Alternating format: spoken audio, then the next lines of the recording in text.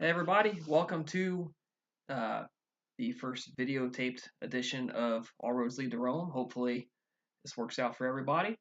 Uh, on the channel, I'm known as Mr. Nealon, and you see on the banner in front of you all of the portraits of the player characters.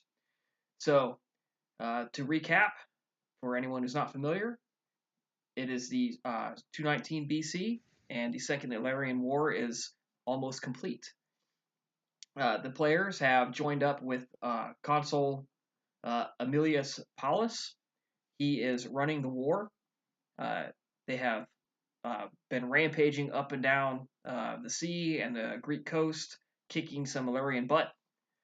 And they have finally ended up on the island of Pharos, where Demetrius is holed up in his last island fortress. The consul has asked our players to take a force of light infantry and secure a village, as he is worried that the village will be used to reinforce a fortress, and he wants to capture the fortress with minimum casualties and maximum speed. So the village is unnamed, it's very small. Our players are outside of the village itself, and they have been plotting the correct way to infiltrate it. The village itself has a surrounding wooden palisade wall, and there you can see just over the top of the palisade, there's a couple of watchtowers built. The village has two levels to it. There is a uh, lower level, and you can see the hill rises, and the fence follows the hill. So you can see the village is kind of built on a two-level plan, uh, and it backs up to a very large stone outcropping of rock.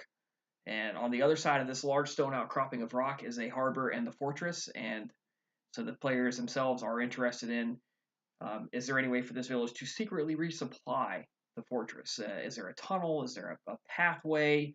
A little secret passage? A crack in the rock? Something, anything where they could sneak supplies and men down and reinforce this fortress. So we now join everybody, and uh, thank you all for joining us.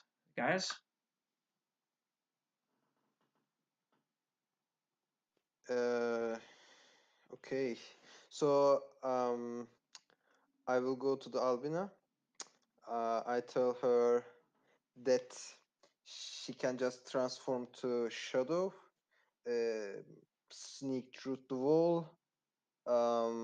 If she can find some alone guards, she can just assassinate them in any way she can, and just sneak through the city and find the secret passage which goes through the soil, mountain, or stone wall, or whatever. So I will just tell Albino to do that. Take out the guards, don't alarm anything, and just do our task. Should not. I'll try to get the gate opened in case there is a need for more forceful solution.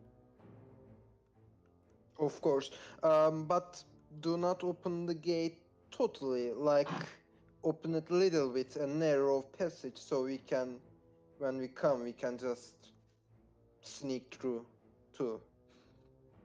Yes. She looks over to the rest of the group, see if anyone has anything to add.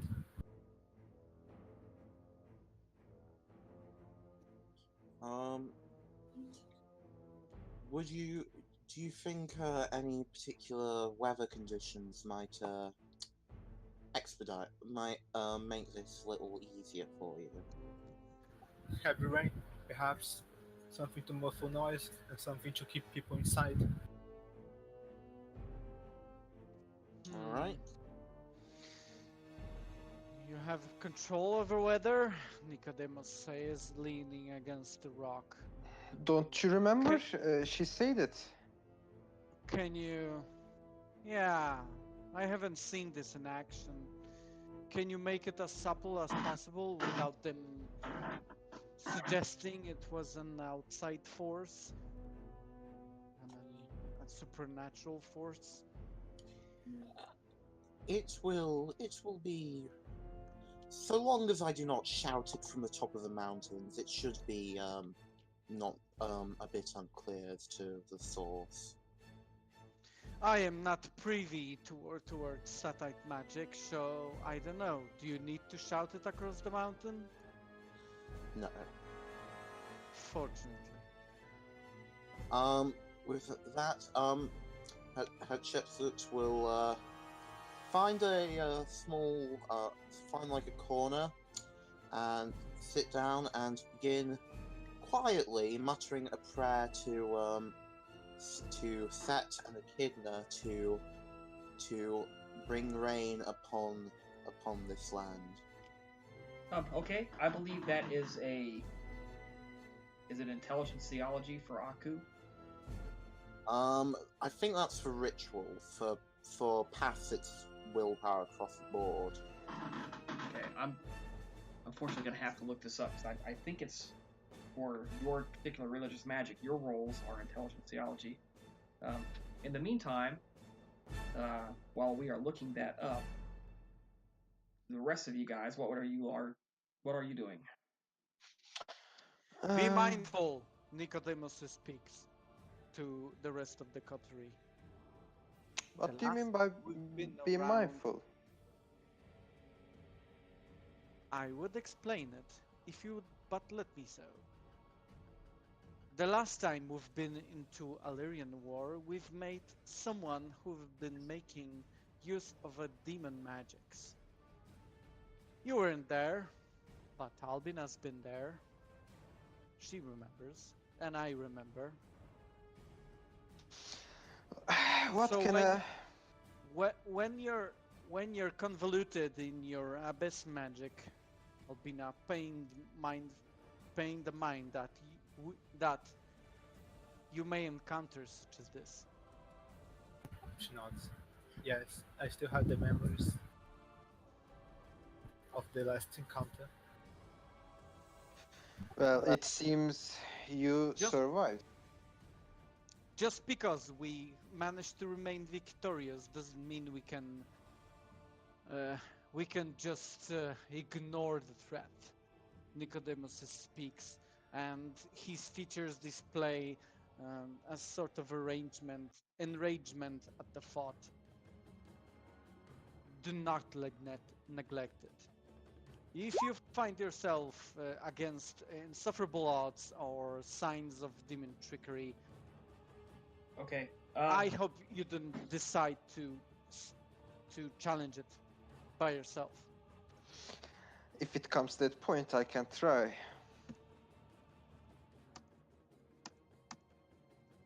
Yes, one of the reasons why I plan to let the gate open.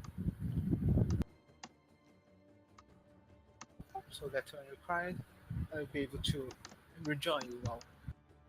And they may face any infernal threat together. Well, Alvina, as you go inside, I think we will wait you outside the walls. And if you find yourself in a situation which is dangerous for your life, I think we should choose a alarm or something. Maybe it's best if you choose what is the alarm or the message you can send to us. You know, SOS message. The signal. Oof. Yeah. So this is a level 2, so it's level plus. So that makes difficulty 5, I believe. Yeah, and oof. No At least successes. it's not a botch. Can you do it again? You don't know that That it's not increase the successful. It difficulty? might take a while to form. Mm. So she begins praying and praying and praying, and after like 10 minutes, you're still sitting there waiting like, is it ever going to work? Okay. Yeah, I'm like ignoring that help now. I'm literally going, okay, Alvin, maybe our friends got forsaken her or his help from Het. So it's maybe better if you can just do it now. Turn to shadows. Hatshepsut, I would like you to make a perception plus alertness roll to overhear him saying that. Quiet, quiet.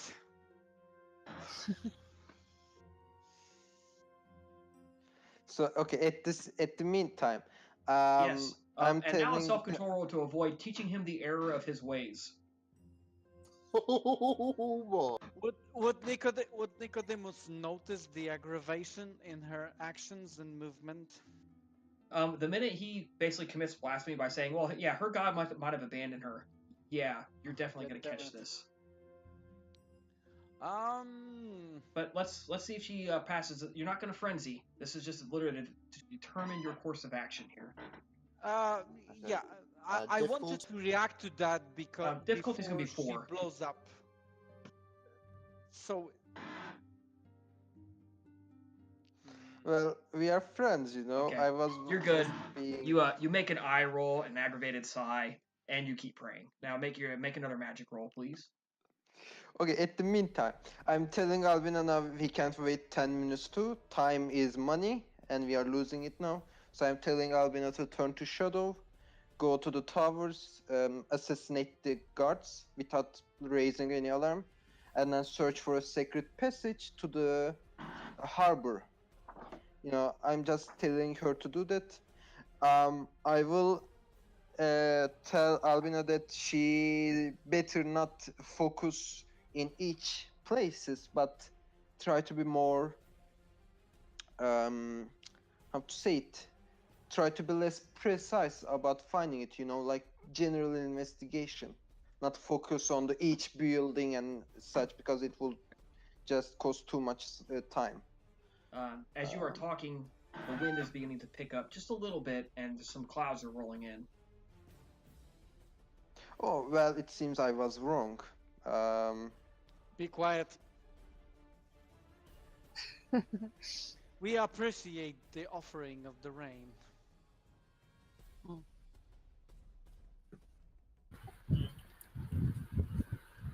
In the meantime, I think Labiana's going to go wait by the gate.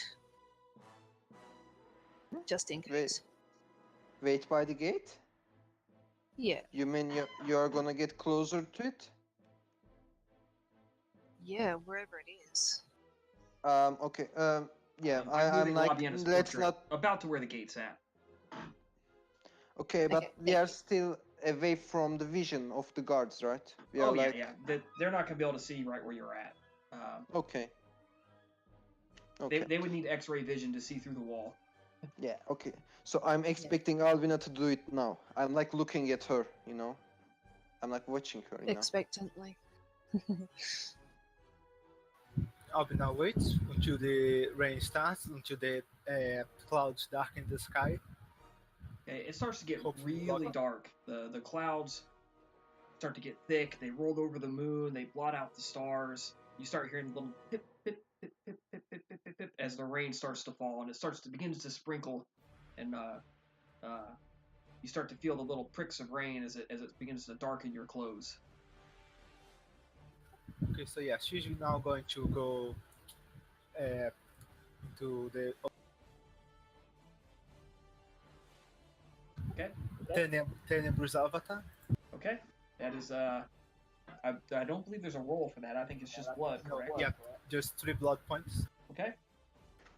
Is it 3? I think if you can spend 1 blood, it will be enough too. Just it will take more time to transfer. It's up to her. No, it's 3 blood points. I believe it's 3 blood in 3 turns or 5 blood in 1 turn. But in any case, you spend the blood, and anybody watching her, it's pretty disturbing. You see, like, her fingers begin to dissolve into shadow, and then her clothes and her cloak and her feet, and it just like, over the course of about 10 or 15 seconds, it just, her whole body turns to wispy shadow smoke, and then it's gone, just blending with darkness. But I saw it before, so It does not make it any less disturbing. okay. How one can attain such. Fascinating. Do you Yeah, think it is. Do you not think? your What- sense of what- fascinating is strange, Nicodemus? I will give you that. Yeah, thank you. This is actually a compliment to me. but would you consider it an out of would you not consider it an outwardly power? And clearly, Mistress Albina has power over it. Do you have such power? I know I don't. Well, here's the thing. I am a venturer. I don't need any openly powerful supernatural effects to do what I want to do. I need my own skills and only my own skills, which, well, it helps Yes. me to succeed. Yeah, speaking of which, and Nicodemus is like he approaches Valerius with a smile, and he's like slaps him against the back of his neck with in a friendly manner, and he's like propelling him to walk with him, and in a like they're two friends walking against each other, and should he compel to his bodily motions, he's going to whisper him towards, if you wish to keep your allies in check, do not insult them. And he lets it go. I just made a simple, cute joke. Do not.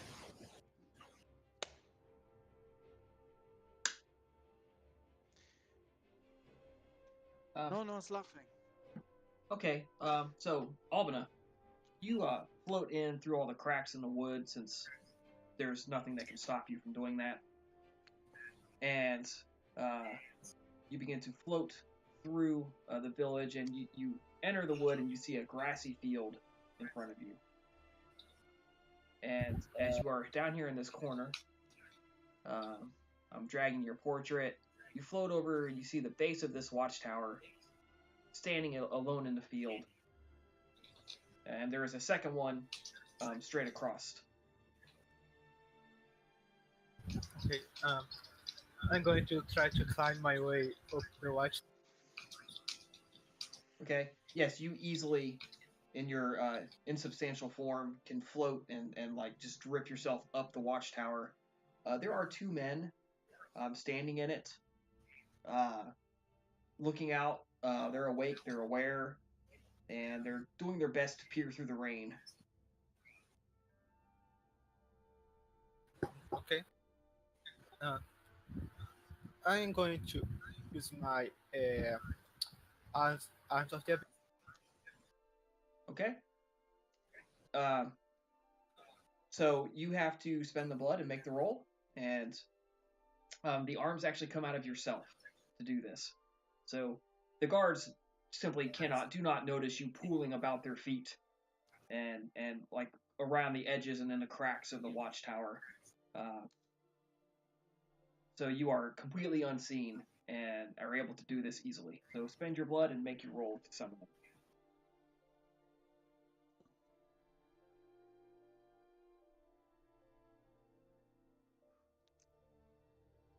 Okay, one tentacle emerges, and you probably think that's probably not going to be enough. You might want to do it again. Yeah. Actually, I like to, while the tentacle attack one of the guards, while I go and choke out the other with my. Okay. The tentacle is going to get a free attack. It has, I believe, as many dice as you have in Obtenebration. Is that correct? It has 7 strength and 5 dexterity. Okay. So it's going to roll 7 strength then to attack this guy, because it's going to be strength plus brawl, because it's going to coil around him and coil around his face.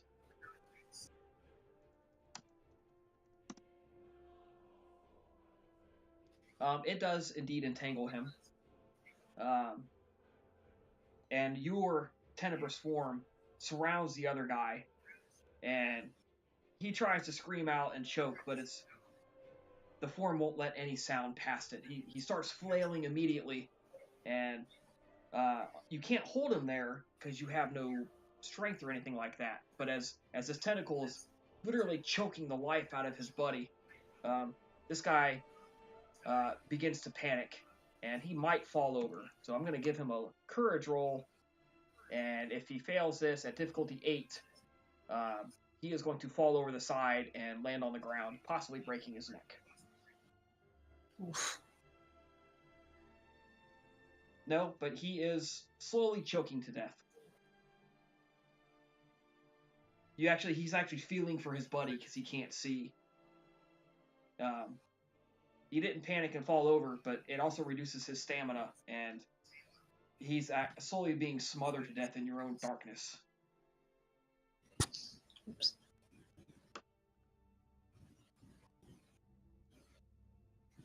And I'm looking up your sheet to see if this is going to be a humanity roll.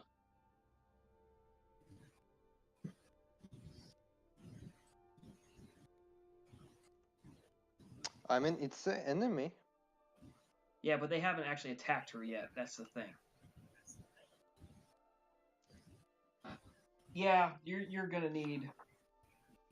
You're gonna go ahead and need to make a difficulty 6 conscience roll.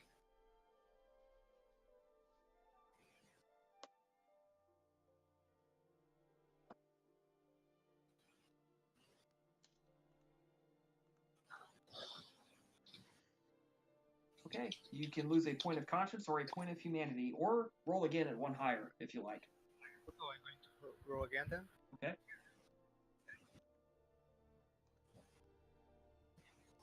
Got it this time. You feel bad, but they are enemies. They are in your way.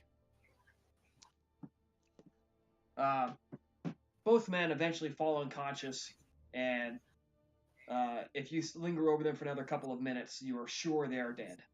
They stop breathing, their chest stops rising, they are dead.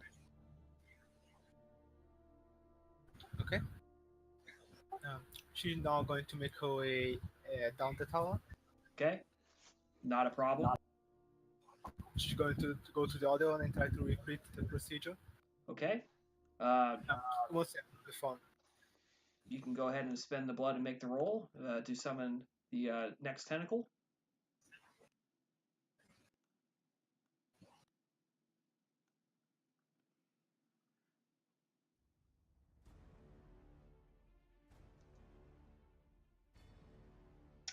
This time, 2 tentacles emerge from your shadowy darkness.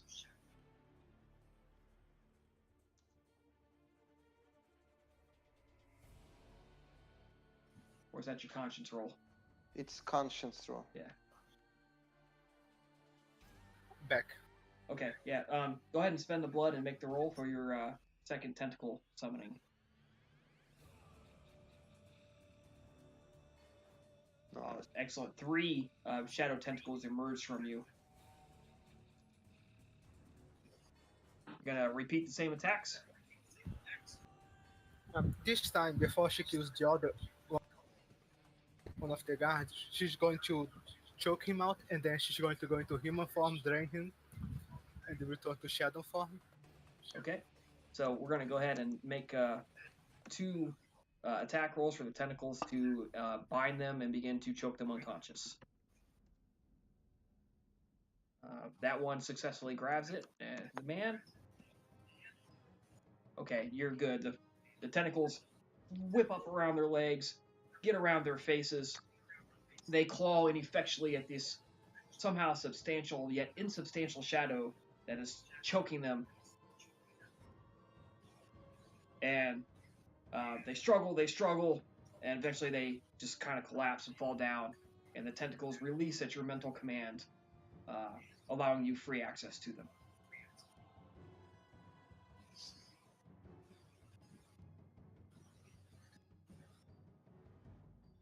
She's going to drain them.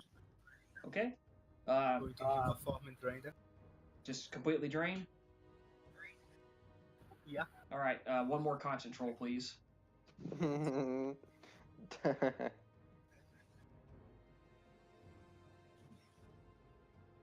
again to a difficulty higher. Okay? Can you reroll conscience roll? Yes, in this case, because, well, these guys are enemies, and you don't necessarily need to feel too bad about killing enemies, especially when you're at her level of humanity. But you are successful. Yes, again, these men were bad men, and they're in your way, and you don't feel bad about using them to sustain yourself.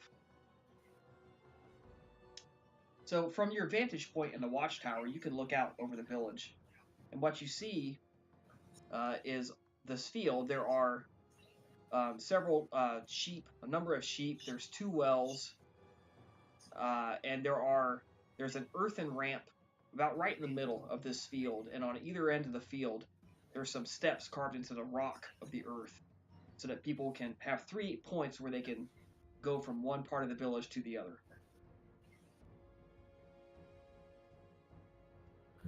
Okay.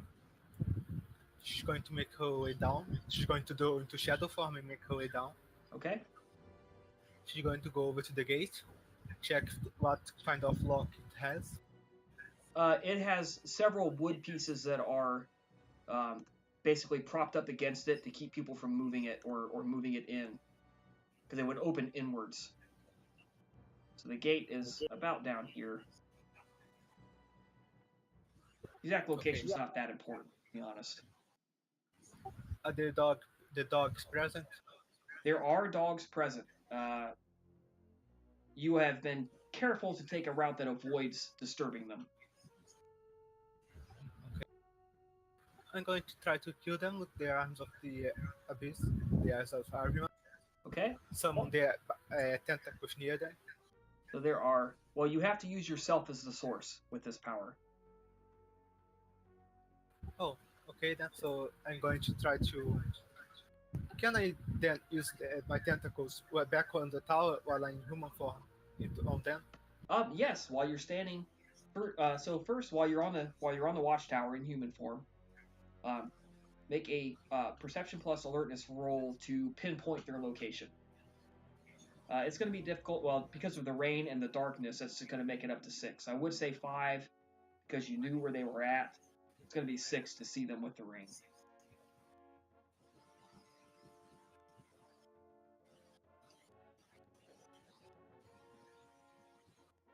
Okay, you have found the first one.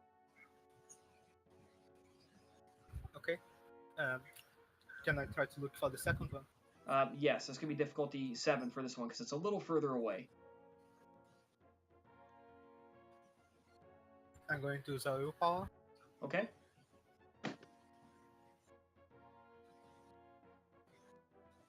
All right. I see successes and successes. You've visually located them. You know where they're at. Okay, so yeah, I'm going to summon the tentacles around them. Okay. Spend the blood and make the roll for the first guy, for the first dog. All right.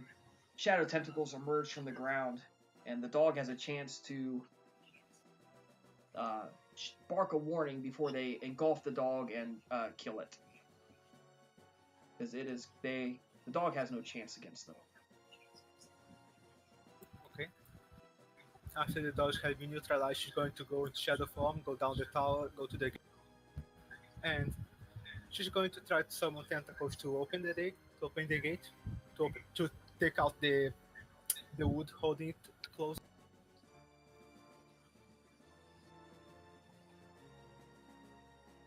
Alright, cheat. Perception plus awareness. Because this is going to be supernatural.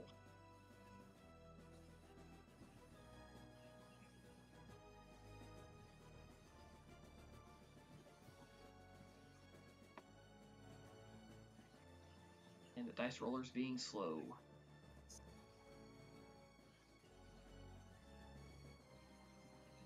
Alright, 6 dice. Doesn't want to roll. Oh, there it goes. What's behind 6 it? dice?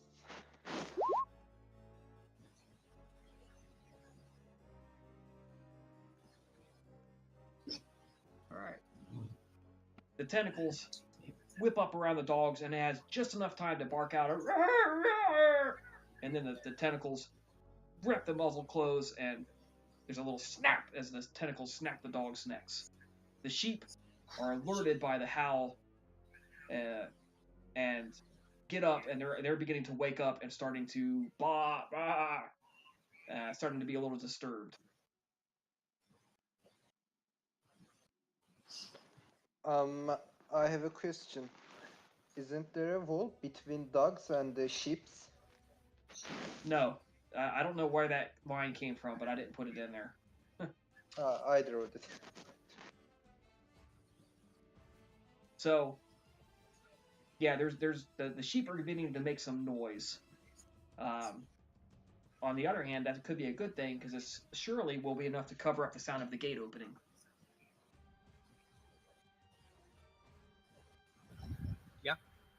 So she's going to try to use these tentacles to remove the.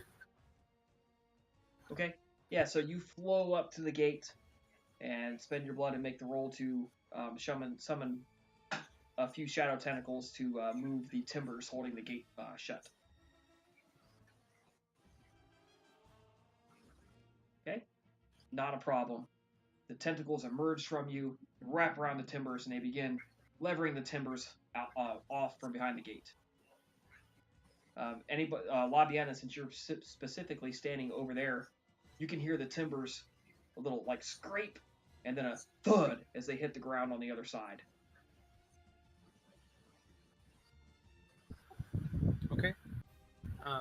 So now she's going to try to make her way over to the main area.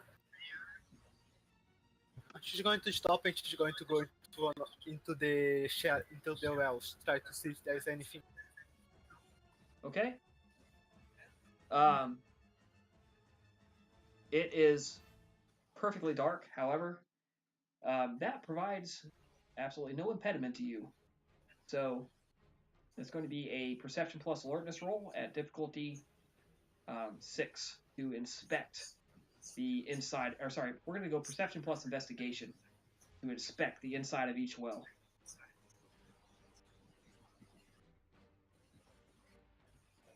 Because of your merit, you can make this roll. If you didn't have it, you would not be able to see inside. Okay, I'm going to use another willpower. Okay. Actually, no, fuck, I'm not going to use a willpower. Okay, and remember, if you do not have investigation, the difficulty is 1 higher. Yeah, 7. Right. So I see 2 successes on this well. That's great. That well appears to be quite normal. So you flow down to the other well. Same roll. She's going to look at.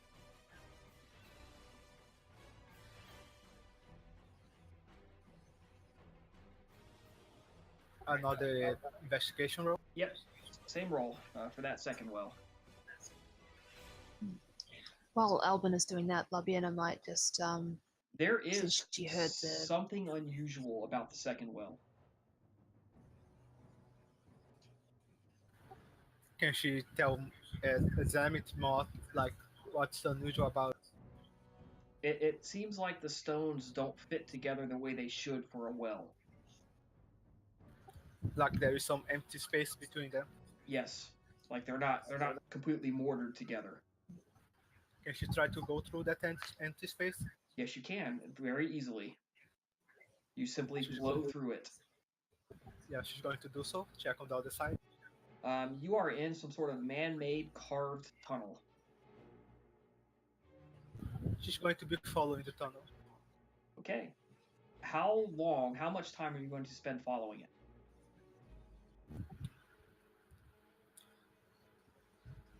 What does the tunnel look like inside? Like, does she has any form of anything to indicate direction, anything to indicate that has been used? It is. You can see a lot of. It looks man-made at first. If you move deep, like really deep into it, like within 30 meters or so, it begins to take on more natural characteristics, like you've been in a natural cave or something. Okay. That's going to take you several minutes as you explore this. It's going to take you several minutes. So, in the meantime, everybody outside, you hear the thud, and Nicodemus is trying to strike up a conversation And the guy, he honestly kind of looks kind of nervous. He's like, he's a young man, and he's pretty poor. The light infantry were the poor farm holders. They didn't have enough money to buy the real strong gear.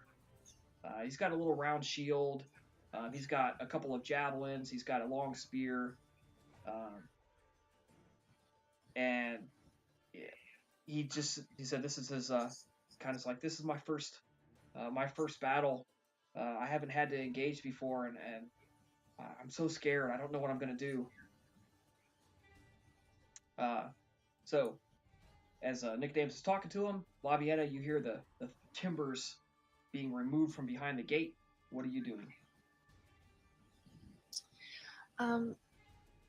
Labiena, I think, will just attempt to push the gate open a little bit Okay, give me a strength roll. first. Yep. Strength roll, Just difficulty 6. Strength? Yep, plain up strength. Hang on, say that again. Just plain strength, difficulty 6. Plus potence if you have it. Difficulty. Unfortunately, no potence in this case. So difficulty 6. One moment. This is going to be interesting.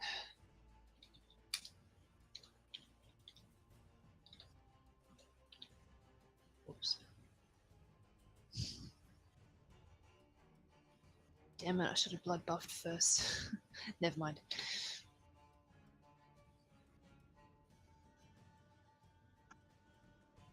Okay, that's good. You put your back into it and you lean into the gate and you feel it beginning to move and it starts to budge open.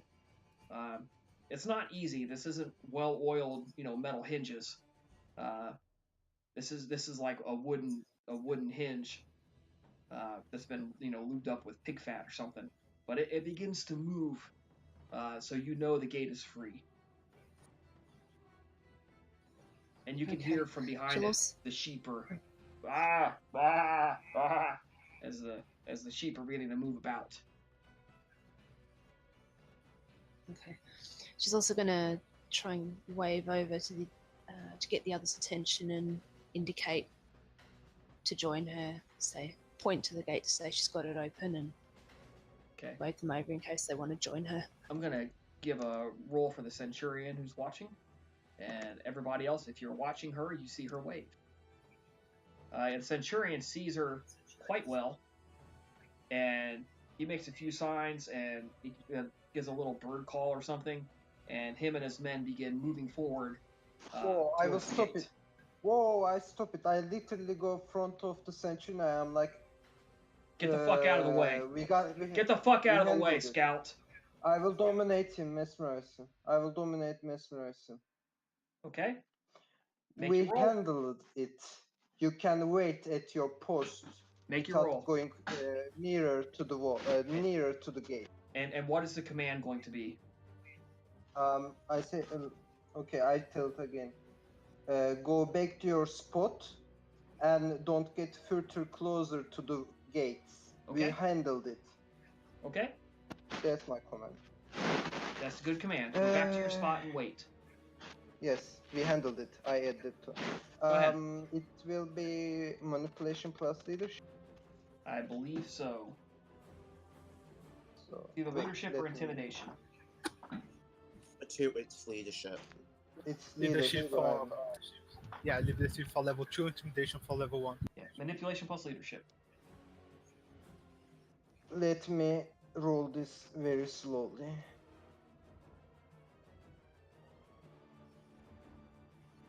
Difficulty?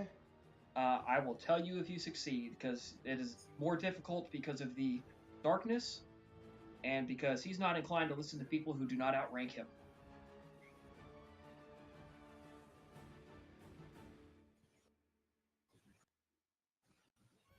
Yeah, that's enough, and that's high enough rolls. You rock that. He gives a signal, everyone hold up, and everyone kind of stops. Okay, I will go to the Albion Levian. I will not, of course, let it. I will just go to the Levian. I will walk.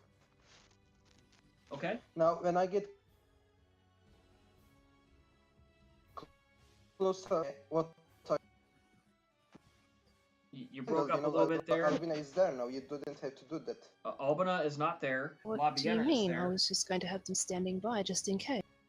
No, You never know what's going to happen. it's not necessary. Okay, don't do something like that again. There are 200 soldiers there. If they get gates, things might get shitty. And we might have to burn all of this town, which is not our task. So please come Well- back with me while we wait Albina. And if things get bad for Albina, I'm sure she can let us know. So don't do that again. Well, I hope you're right, but I'm going to stay right here. Okay, but just don't call any more soldiers, okay? If you say so. Okay, so your command is basically to everyone hold position until Albina comes back. Yeah, I tell them to just go back to their spot and you're- wait. You're telling your other coterie members. Your voice is like dizzy. You want the other coterie members to hold still. Yeah, I tell them to not play with anything and just stay wherever they are. You know, like we don't need it. We don't need them. We don't need Kotori to do some stupid things while Albina is there. Okay. So Albina, you go down this tunnel. You would estimate that you've traveled maybe 150 feet or about 30 meters or so, or 50 meters, give or take a little bit. And you realize that you have passed from a man-made tunnel into some natural caverns. And you realize surely you're underneath, maybe near the back end of the village by now. Okay. Is she able to tell how far away does she know how far away the village is from the harbor? It is a pretty good distance, maybe a kilometer. Because again, there's a big hill between this village and the harbor. So it's not close enough for her to go there and come back in time. No, it would take you at least 45 minutes to do that. Okay. So she's just going to start going back then. Going Okay. back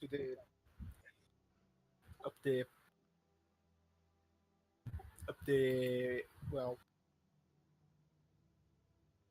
Yeah, so yeah, that's no problem. You go out, you go back up the well, and then what? She's going to go check on the city. Okay. The sheep are still a little disturbed, and you go in the city itself. You begin flowing around. You spend 10 or 15 minutes going through this village, and it does not appear as if anybody has noticed anything wrong. There's nobody patrolling. People are not out and about. The village appears to be sleeping and quiet. Perfect. It basically appears to be a perfect target if you were to allow the soldiers in. Okay. What are the big buildings? I'm sorry. Say that again. The big buildings. So you're gonna have to spend a little more time exploring those. But everything with the thatched roof here is huts, and if you see the one in red is like a storage barn. You see. What about this thing over here? This big stone thing over here in the middle. That's looks like a temple area of some kind. Oh, okay. So yeah, in the upper left-hand corner, I'm gonna ping it here. There's like a temple. There's some big homes near it. Looks like there's piles of wood and stone scattered throughout the village. There's a big building right here in the center. Appears to be empty. A couple of blacksmith spots. As that looks like they've got big hammers and big stuff, implements of shaping stuff, like craftsman area. So they have obviously been using this to help stock supplies.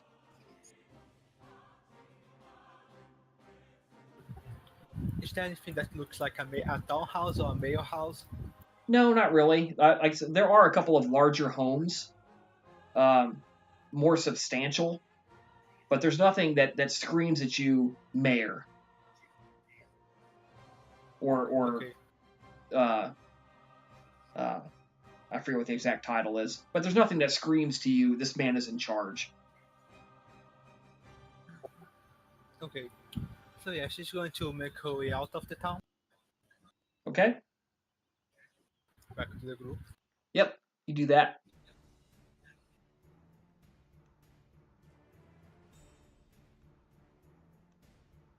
All right, so you go back. And then hey. among them, she's going to go into human. Yep.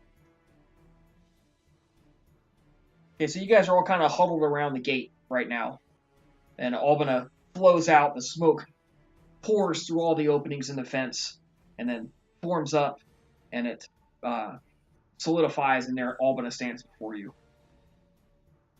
Okay, I'm like, Wallace is trying to not show he's kind of scared, but Wallace is like a little bit jumps. You understand what I mean? Like goes on his toes for a moment, but then just like chills, you know. No, he acts cool. Did you find anything? There is a tunnel beneath one of the wells. The guards on the towers are dead. So are some dogs that they had behind the walls. The gates are open. The town is sleeping. Okay, did you find any secret passage? There is a tunnel beneath the well. So indeed there's a secret passage which they can use to enforce. Okay, I will let the Centurion know that. I think we have enough proof to burn down this village. And then Valerius will go to the Centurion and I will tell what Albina told me. That there is a tunnel and the guards are dead and the gate is open. I will tell all of this. Okay? What would they reinforce them with? It's a village. It has sheep. It's Never not really underestimate the battle prowess of a sheep, Nicodemus. Oh yes, the sheep, the arch enemy of ours. Well, if they cannot Yes. enforce it, they Speaking can of- flee. The gates that you guys are standing in front of, for everybody except for Valerius, suddenly I'm opens, confused, but okay. like gets ripped open, and a herd of sheep, a stampede of sheep, comes pouring out of it. Rah! And they are just like trampling over you guys. Just like you're getting trampled by sheep. And you are going to have to stand up against this Running to stampede. hide from this. Yeah, no, there is a stampede of sheep surrounding you, and you may get pulled under. Everybody give me a strength roll right now. do Strength I plus need to do- potence. Jeez. do I Except, need to do? no, not Valerius, because you are not in front of the gate.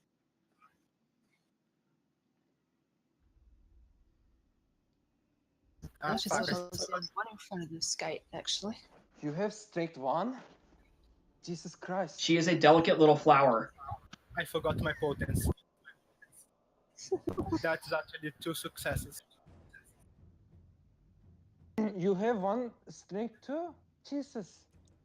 I grew up as a noble and then a priestess. Not exactly a job that requires a lot of manual labor. Just. I mean, She look at understands. this. Look at this. A corpse is stronger than you.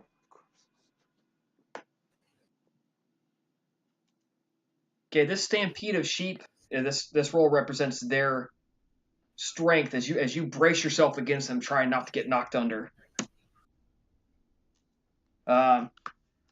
Okay, Labiena, I'm still waiting on Nicodemus, but Labiena managed to withstand getting knocked under. Yeah, I blew it. However, Albina and Hat both get trampled underneath the feet of this sheep. I also got 2 successes. You got 2? I only saw 1. Yeah, because I forgot to add the dice from the potence. The total it's 3 dice. I Oh, rolled a 7. you have 2 potents then? Okay. Yep, so Hat is the only one who gets bowled under of this action. Yeah, and now you're going to have to roll to soak some bashing damage. As thousands of sheep crumble upon 1, you. 2, 3, You 4, can 5. Soak 5 bashing as you get trampled into the mud and the nastiness. And you know, it's not exactly like sheep are hygienic. There's a whole bunch of nastiness on these sheep. Yeah, you can feel the goat shit.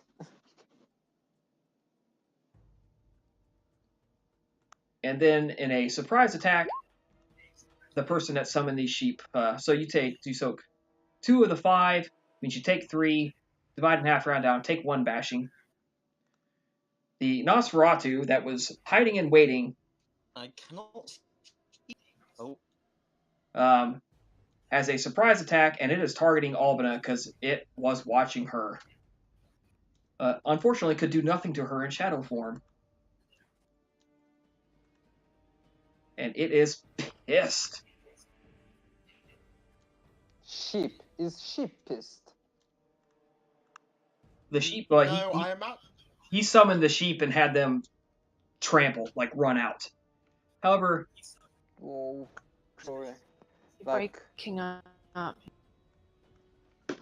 mean, it's very hard to understand. okay, I am not sure why I'm breaking up because I haven't moved my microphone, but this I think it's Discord. You know, when it happens to me, I generally change my device. Maybe you should try that too. But then again... all right, unplugged and replugged.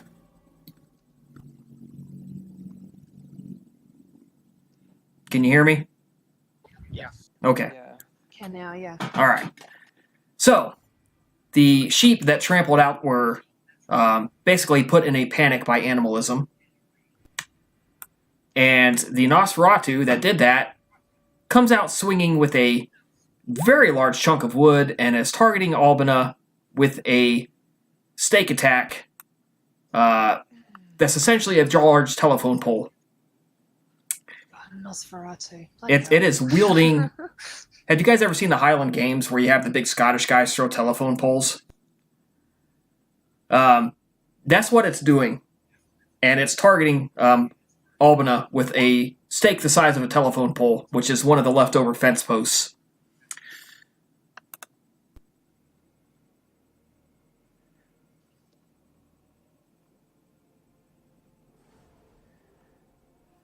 So, the character sheet I'm doing. Here we go. Character sheet. So Rolling. while this is Dexterity happening- plus athletics. Because this is essentially a thrown weapon. While this is happening, am I near the sanctuary now? Can I let him know?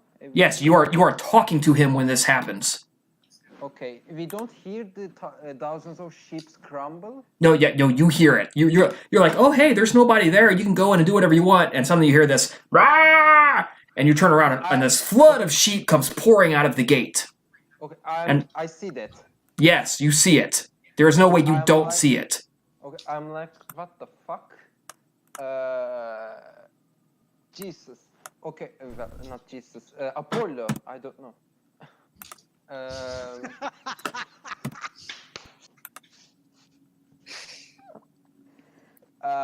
So I'm talking to Jinan and giving the information, and I'm like, I will check this. You're a centurion. You will know what you have to do. But there is a sacred passage, so it is confirmed. Okay, well, while you're talking to him, that 10 is actually a 2 success thing. It gets 1 success, which is enough to hit your heart with something the size of a telephone pole. Can I try to dodge? This is a surprise attack. It's gonna hit. But aren't you in shadow form? No, she had to become more corporeal to talk to you guys. So when I inform the centurion, I will go back I'm not unsheathing my sword, Gladius and Tower Shield, but I am like expecting something strange to happen. So I am aware of. I am on alert. All right. This pole skewers you with 6 successes, looks like. Ooh. That is strength plus potence plus weapon damage. You are not getting her off of this.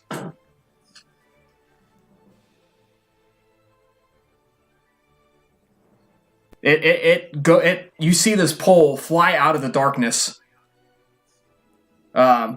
As everyone is like bracing against the sheep, suddenly this pole flies out and just like jams straight through her chest. It probably catches a sheep on its way out too as well.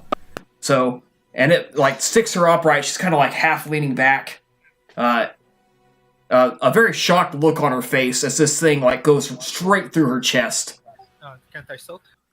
Yes, you do get a chance to soak. That is stamina plus fortitude plus armor at difficulty 6. I need at least 2 successes here to actually stake you. So you take 4 lethal and you are staked. Do I arrive at this point? This was all like, oh my god, what's the sound of that sheep? You turn around and just in time to see this telephone pole fly through the air. Boogeyman. Now, everyone except Albina, he judged Albina to be the most dangerous one here. That's why he attacked her first. And I think you guys would all agree with me that that was a wise decision. Yes, sure.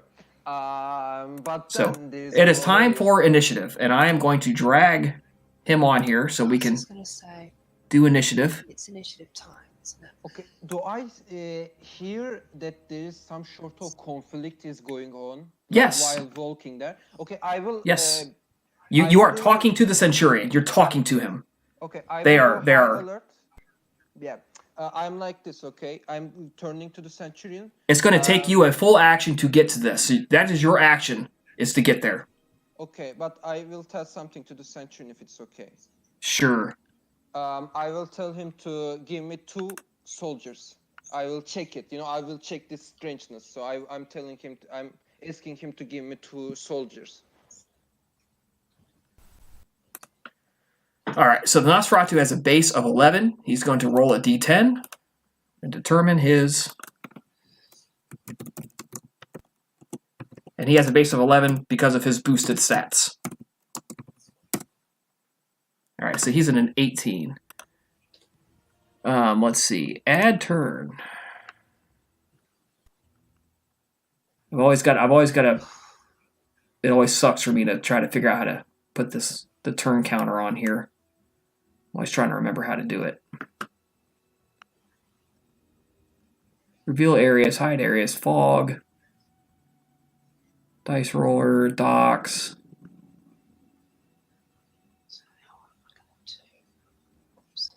You guys remember how to do a turn on here?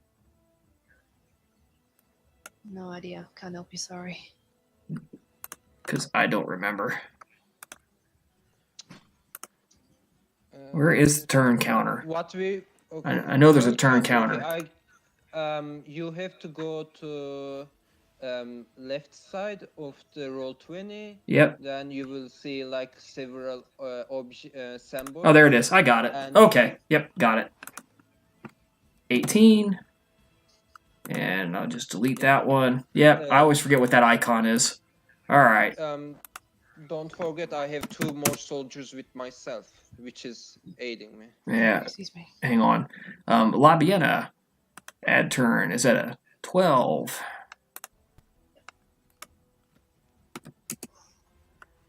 Hat is at 9. Where is Hat? Plus, you are on the ground. So your first action is going to have to be to get up if you do anything. And Nicodemus is at 13.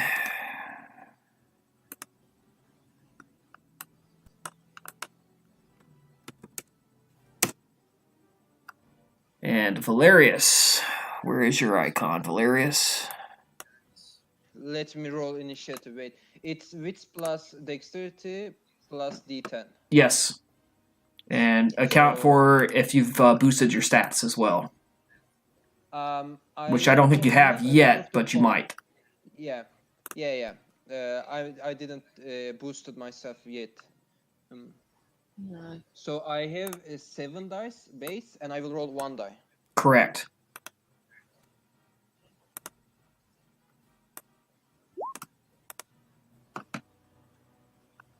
It's 15. Yeah. All right. The 2 soldiers are going to go last for the sake of... So I arrive first, actually. All right. Calibos goes first. He is at an 18, and his action is going to be to disappear in front of all of you. Oh boy. Have you what? Sorry. Use Obfuscate level 4 and disappear in front of you. I expected this It's auto gonna be- character. And I have to look that up. I believe it's Dexterity Stealth to do this. Could be Manipulation. So I got to make sure to look it up. Damn it, level 4. Which means my Auspex is going to be useless against him.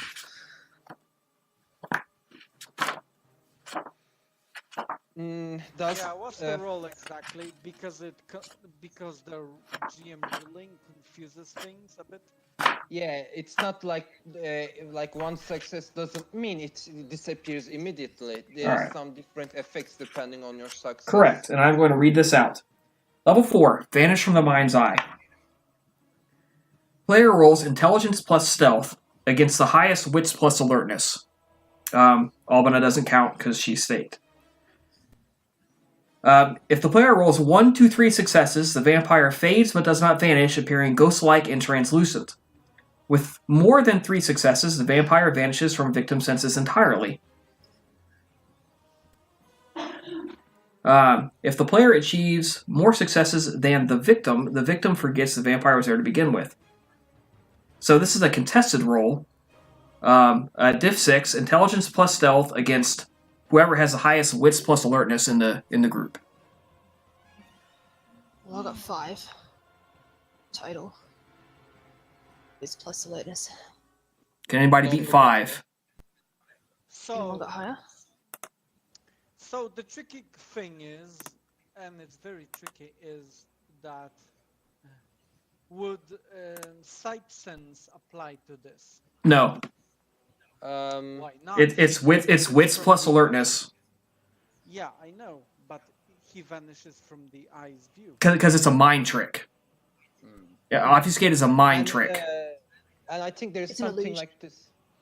Okay. I think if your Auspex dot is higher than the level of the other discipline, you can see it. But Yeah. if your discipline is lower than the other discipline, it doesn't happen. If your Auspex is as high as the Obfuscate, you have a chance to penetrate Obfuscate. If your Auspex is higher than Obfuscate, then you have a better chance of penetrating somebody's Obfuscate. Yeah. Your Auspex must be as high or higher. Higher. Seeing the unseen. Yeah. Okay. So is Nicodemus or Labiana has the highest dice? Alabiana probably. Someone's got higher than let's- 5. All right. Wits plus Alertness, if you please. Nobody else is stepping up. Labiana has 5. Yep, nobody else is Labiana has stepping up. 5. What about Nick? I'm Not me. lower. So- Does willpower apply to this role? No. Nope. So Hold do I have to Okay. roll that? Yes, make a roll, please. Yeah. Difficulty Alright. 6. Oops. Yes. We're And with if you pass 2 success, you will win, and he will not disappear. Correct. And I will fuck him. Well, Nice. he's a... Nice. Very nice. I'm going um, to Diablerize him. You need to hold on and wait, because you're not even there yet. Yes, of course. Wait Okay. your turn. We all want to eat him, goddammit. Yeah. All right. Albion just wants to kill him. Lucius, your action is to run up there. That's you done. Yes, I'm running there with my 2 mates. Nicodemus, you're up. Question. What are the chances of Nicodemus trying and stab this Nosferatu with his flute, because it's the only wooden thing he has? The flute's probably not going to be strong enough to actually stake him. Okay.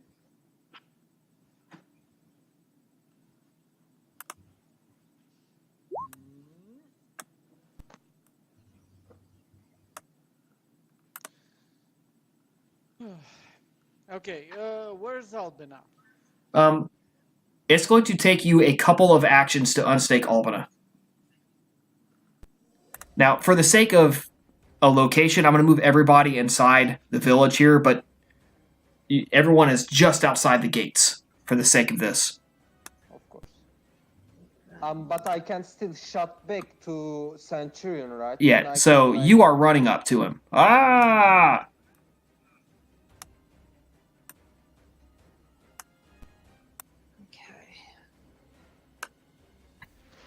I'm running to them, but not shouting, by the way.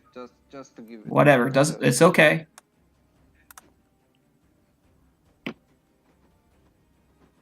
But some of us disappeared from turn. No, I am moving it down. Nicodemus, you're still up.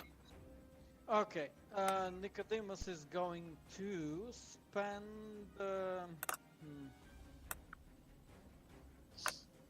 Let's see, cold shot is difficulty what? Depends on what you're trying to hit. I'm trying to stab in the vicinity of his eye. That's going to be difficulty 9 to hit his eye. Yeah. Very specific. Brutal. Do you have melee? Yeah, I have melee. Let's see. I'm gonna spend 4 blood points to buff my dexterity. Okay. Then I'm going to declare a split action. Okay. Hold on. No, wait. He already moved before me, so I'm just going to allow to attack him. Are you still spending blood? Yeah, I'm Okay. still spending blood, and I'm going to try and stab him in his eyes and spell the willpower point while doing it. For damage or to hit him? No, just to hit him.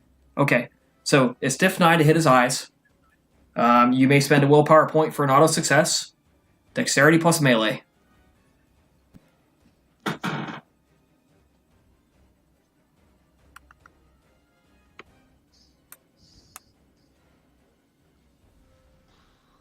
Four successes. Yeah, you leap at him, and you're hitting with the knife, your flute, or what? It's probably a knife. All right. Strength.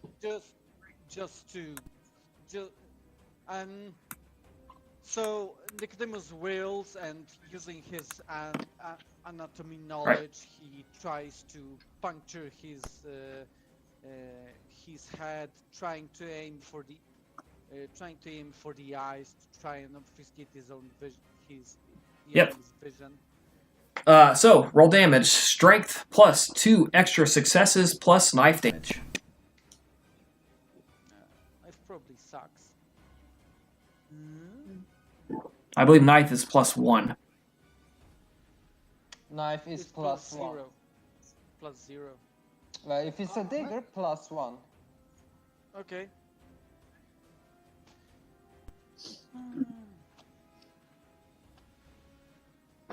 By the way, Chris, just to let you know, if I'm not sure if you remember it, but I have a stake on me. I'm carrying. I remember. Stake. All right. Okay. He has to soak 2 damage. Does the one negate the It negates a 10 or a 6, either way. It's still 2.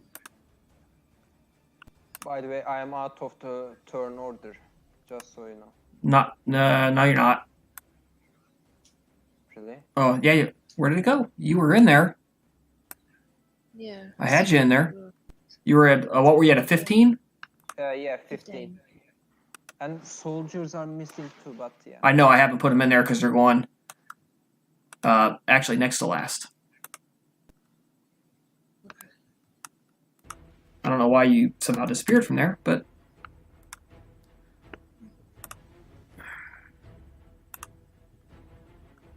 Alright, let's see. Character sheet. Calibos. Soak 8. Stamina. Soak 8!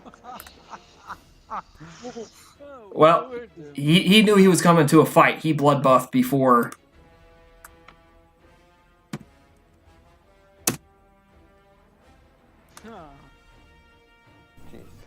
Yep. So if you can't tell from his portrait, he's got these ram horns that come off his head, and your knife, you're sure you would hit him right in the eye, but the horns kind of deflect the knife blade, and it just like kind of bounces off of him. Soldiers have no torch, right? No, they do not have a torch. Okay, but in my turn, I can just order one of them. Well, your turn is to get there. Period. I already, but okay. This is the first round of combat. Your turn is to get there. I'm sorry, you said portrait? Okay. The picture. Yeah. I still see it not. I don't know why, but it's not letting me hit, show to players when I I see some smiling guy. Yeah. It won't let me hit show to players for some reason. Let me just put it on Discord because I have it. Chris, did it took me That's 2 turns to come? It took you one. This is the first round of actual combat. There was a surprise round of the sheep and the Nosferatu threw a stake at Albina. Oh, Okay. Then first round of combat begins. Okay. And so when the dagger just hits him in the head, but he somehow deflects it. Yeah, he didn't deflect it. It just kind of bounced off of him, unfortunately. Okay. So the dagger bounces off wide, Yeah. and Nicodemus stares right in his face, his eyes, and he just says, Romantic music starts to play. "Interesting. I There. will have to study it." He looks like this. Yes. It's funny. Yes, don't make fun of my mediocre Microsoft Paint skills. It's possible. We're all scared at this point. Not me. Well, All right. Let's see who is up next. La Biena, you are up next. it would be. So, one. That's all I can do. If I decide to do that. Yeah. Well, you can hit him. You can do. I mean, I don't know what you're going to do, to be honest. So. You're kind of breaking up.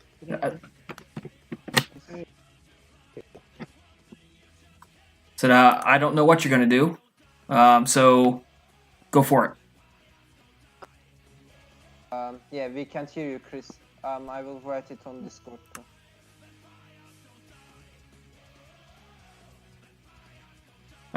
It's showing and it's transmitting on my side.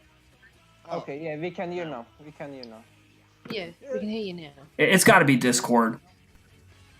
Yeah, Yeah. it is. It plays up from time to time. Okay, so go ahead. Sorry. I'm It's basically okay, we still love it. deciding whether to actually just use the turn to move or do something prior to moving. The only thing I can think of to do prior to moving would be to cast Mortis Invultus on myself. Wait, no, Alga Mortis, sorry. You can do that if you like. I think I will.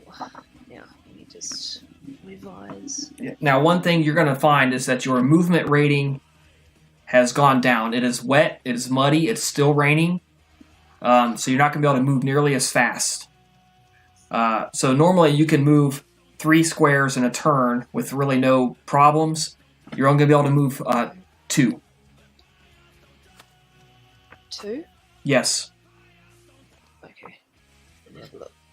So I'm 3 squares away too, aren't I? Yeah. It's too bad I can't do both. So what I might do in that case is use this turn to move. Okay. Now, if you want to just move, you can actually use your action to move more squares. Or you can use your action to cast a power and then move. So it's really up to you. Okay, so I can cast the power and then move my 2 squares, yeah? Yes, correct. Alright, I might do that then. Alright, so yeah, alright, willpower. Looks as though that's all I need to spend.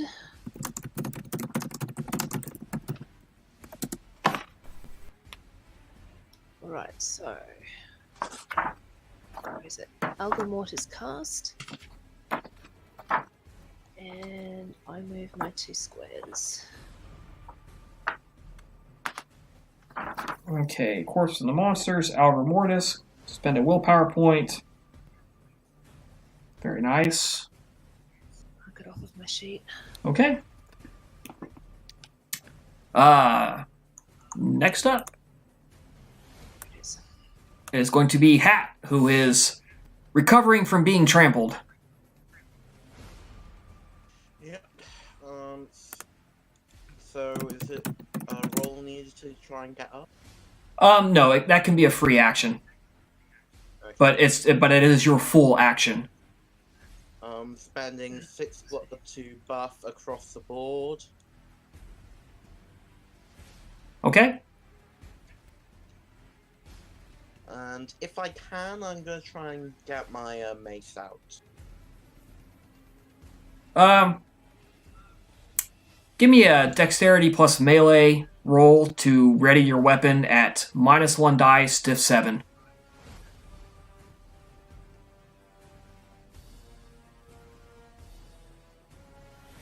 Ooh, not a botch, thankfully. No. So, okay, so you kind of reach over and you kind of fumble at it, but you've got so much mud and stuff on you, mud and sheep droppings and stuff, that you can't really get a hold of it. So you gotta like fight it. So you'll be able to grab it for free next round and get it, but you just can't get it this round. Okay. All right. Next up are the other animals that he summoned to help him.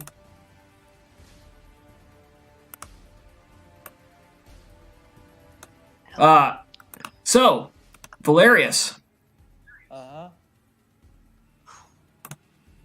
Is it 3. my turn now? No. 3 predatory birds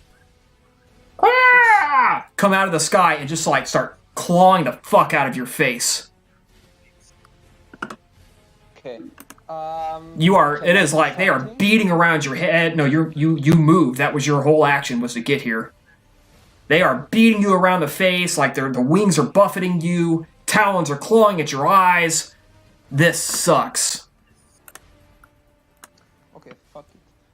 If I take damage, I have 6, 7 dice of soak. Yeah, you can probably soak this. But it is going to be a very bad impediment to you in the next round when you actually get a chance to act, as these things are all over the top of you. Okay. So I'm going to make an attack roll for them first.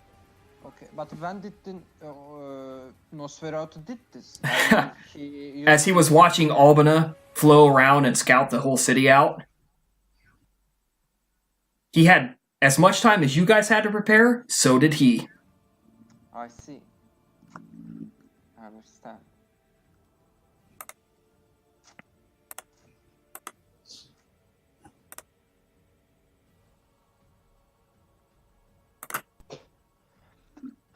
I'm thinking about what shit I can do to this guy.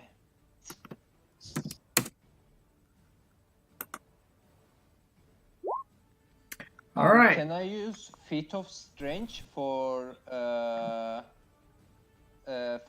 damage dices? All right. So these, yes, when you inflict damage, you can. Of course. All right. So these things are.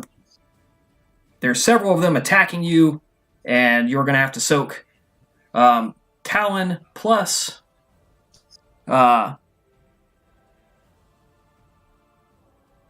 Plus, this is lethal damage, by the way.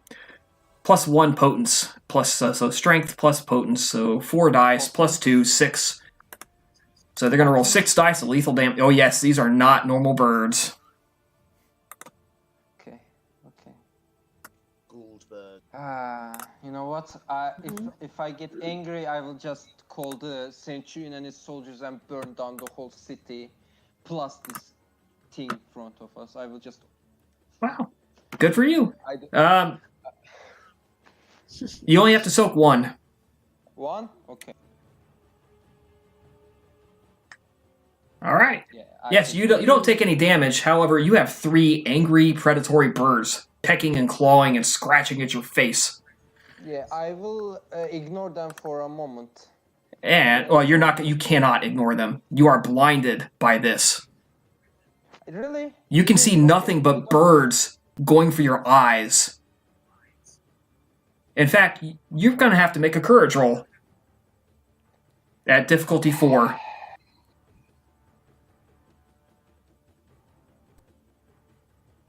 Okay, you don't frenzy.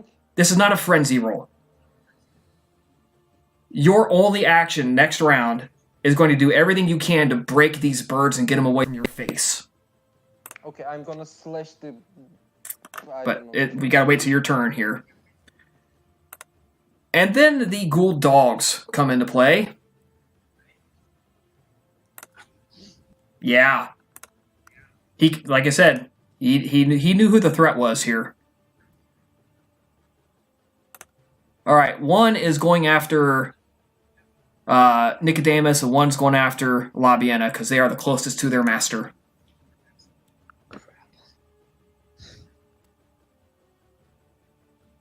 All right, dexterity plus brawl. Fucking Nosferatu. Right. Ha! Sucker! Hey. The first one jumps at Labiena and somehow in the mud and stuff misses. Really? Is this the Borch effect? Like just misses? He had a 10. Yeah, a fail. I'm angry. I will call the Centurion and the soldiers. I'm gonna do that. Sorry, guys. Told them already. I will like turn my head back and shot. But I will attack first, of course. Unfortunately, the one hits Nicodemus from the side at 4 successes. It lands on top of him. It is preparing to bite the shit out of him next round. So it has got him. Basically, it is on top of you, Nicodemus. It's not inflicting damage this round, but it is on top of you. All right. Next up is the humans. Let's see. And their action was to run with you as well. So that was their action. New round. Calibos and Nosferatu realizes he might be in trouble. The animals are going to ward you guys off, but he might be in a little bit of hurt right here. So first, I'm going to make an instinct roll for him to see how close he is to frenzy. Instinct, huh? Wow. Yep. Was it poor strength for grapple? I mean, do you? It have should to be strength roll plus for brawl. grapple? Grapple is strength plus brawl. Then you can make a drink, right? Drink action. No. First you grapple, then you drink. Yeah. Okay. And is it multiple action? Yes, it is. Okay. There's Calibus's character sheet. That's the problem with having 3 different sheets open at the same time. Instinct, 4 dice.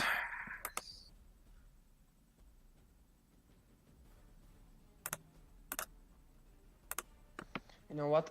If he does not run, I'm going to. Yeah, the fucking worst. I have to deal with them. Okay. Shit. He is close enough to the verge of frenzy that he's going to use Animalism level 5. Level what? He's going to use Animalism level 5. He is going to inflict his beast on somebody else and make them frenzy. Yes, please. There is a chance this could backfire on him. Exactly. Let's hope that happens. There's a chance that Limbus is going to kill you all. Yep. Alright. Roll manipulation plus instinct. Difficulty 8. Refer to the table for results. Ooh, 8. Nice. Mm-hmm. Please botch. Please botch. Or not botch. Actually, no, you want him to botch. Fail. Believe me, you want him to botch. Never works. Yeah, we It never want What the happens botch. if he bugs? He frenzies if he botches. And I will bite him. You greedy bastard. 1, 2. Alright. 2 successes. Is that difficulty 8? So just 2. Yeah, 2 successes.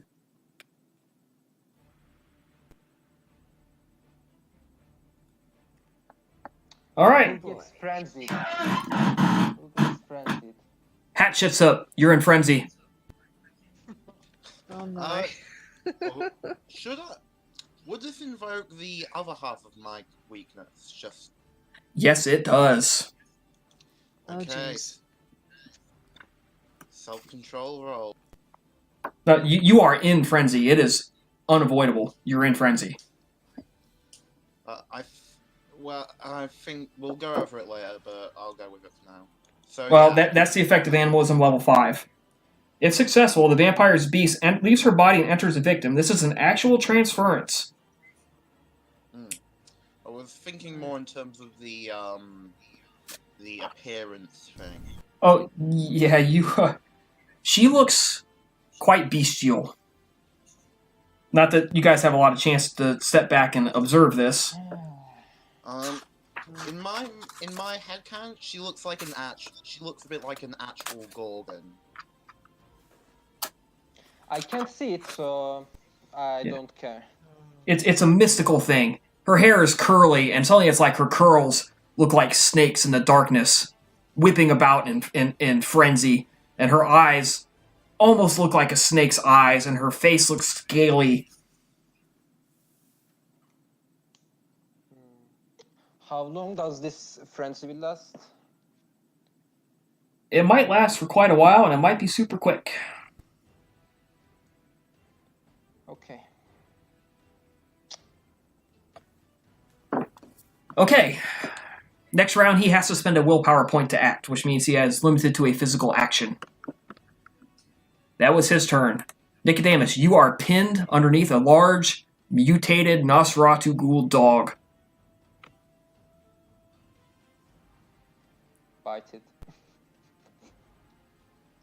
Well, he's at a. If he attempts to bite it, he's at a difficult spot there because his difficulty's higher. But yes, it is up to him to determine what he's going to do.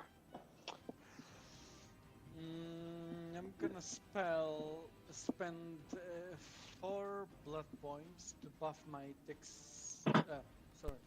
strength by 2 and stamina by 2. And what's the Nosferatu doing? The Nosferatu can't do anything. So he has already acted this round. Can I read whether he's about to flee? You're a little more concerned with the sharp dog teeth going for your throat. Because that's what the dog's going to be doing. But you get a chance to act first, so. That's fair. I'm just gonna stab it in his anywhere.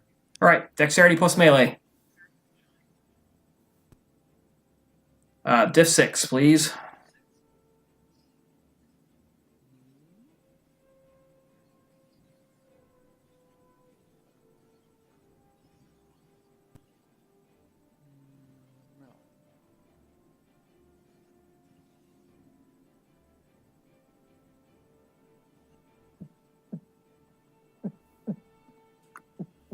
Nice. Outstanding.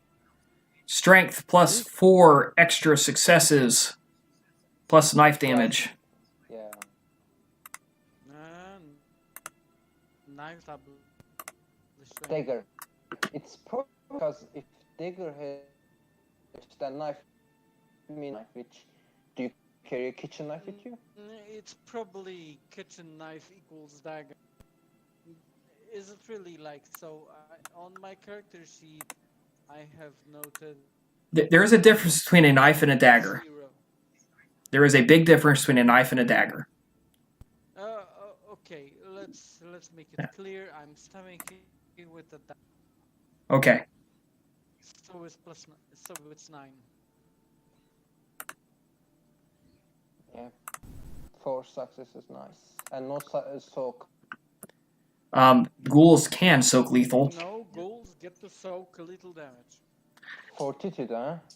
Nope, no fortitude. That's just plain dog stamina. Stamina. Really? Yep. Against that's lethal. Yep. No, That's not aggravated damage.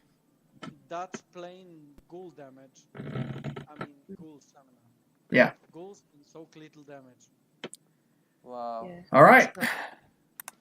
The dog you are at has taken 2. New stuff. All right.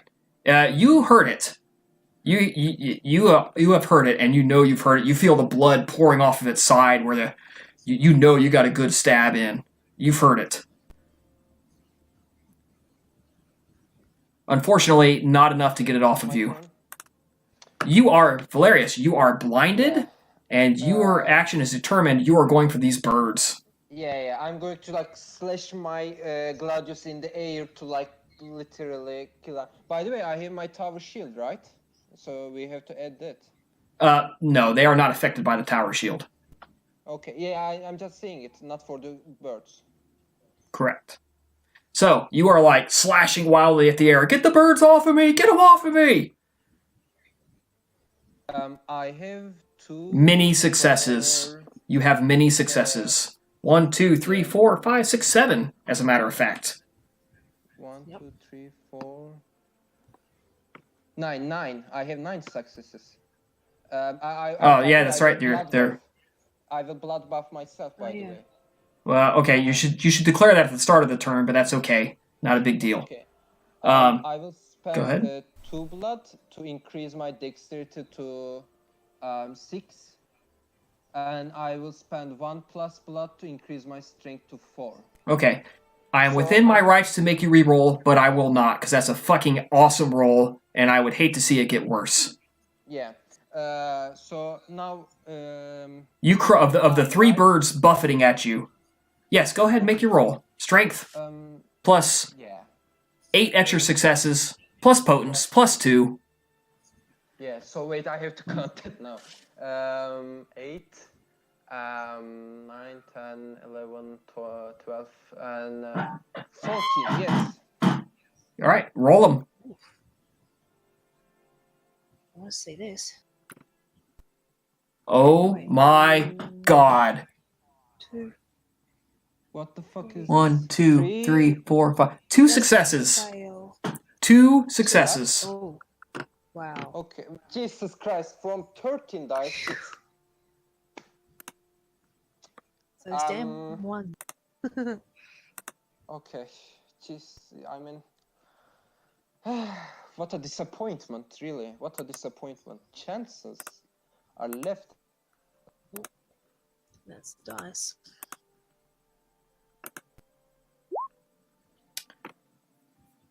Okay. So you had 1, 2, 3, 4, 5, 2. You inflict 1 damage on one of the 3 birds. Ah, fuck. I hate my chance, you know. I literally hate my chance. I declared it many times. I still hate my chance. All right. He is bashing and slashing, and he has not yet knocked one of the birds out. Okay. Next up, Labietta. One of these dogs had just somehow missed you. And so now you have the Nosferatu and you have the dog.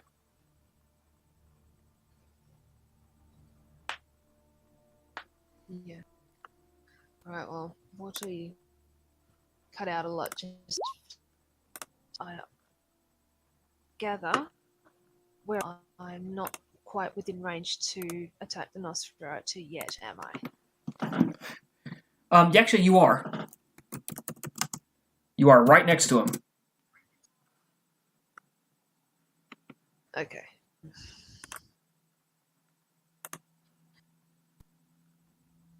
Well, I'm thinking.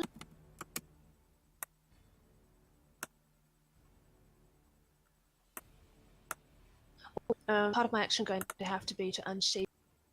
No, you can simply draw it. You whip that sword out, and you're ready to go. Okay. So the first thing I'm going to do is try basically cut the Nosferatu's head off. Okay. So that's going to be a called shot, headshot, difficulty 8, dexterity plus melee. Dex plus melee. Let me double check those. Beautiful. And I might also. I can spend a willpower. For an auto success or for damage? Let's see. For damage. Okay, so don't spend it yet then. That's going to be a feat of strength as you put everything into this. Just, ah! Alright, so go ahead and make your dexterity melee roll at difficulty 8.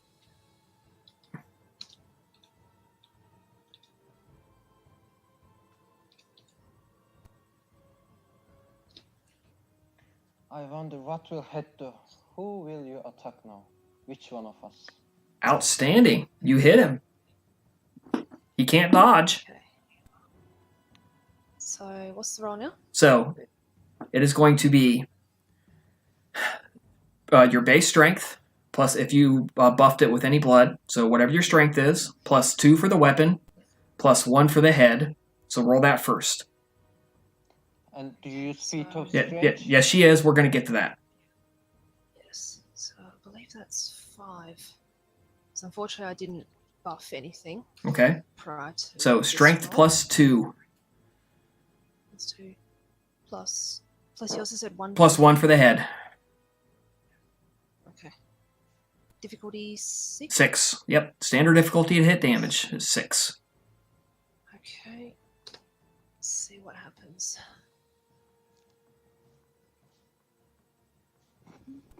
All right. Well, that's still 1. Okay. Now here's how feat of strength works. You spend a willpower point. That is 1 automatic damage.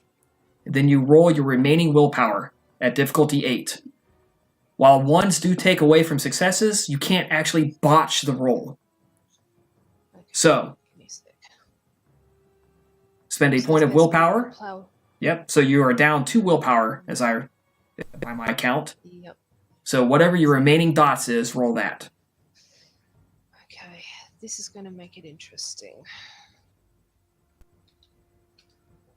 And again, standard difficulty. Difficulty 8 for feat of strength. Okay. This will definitely make it interesting.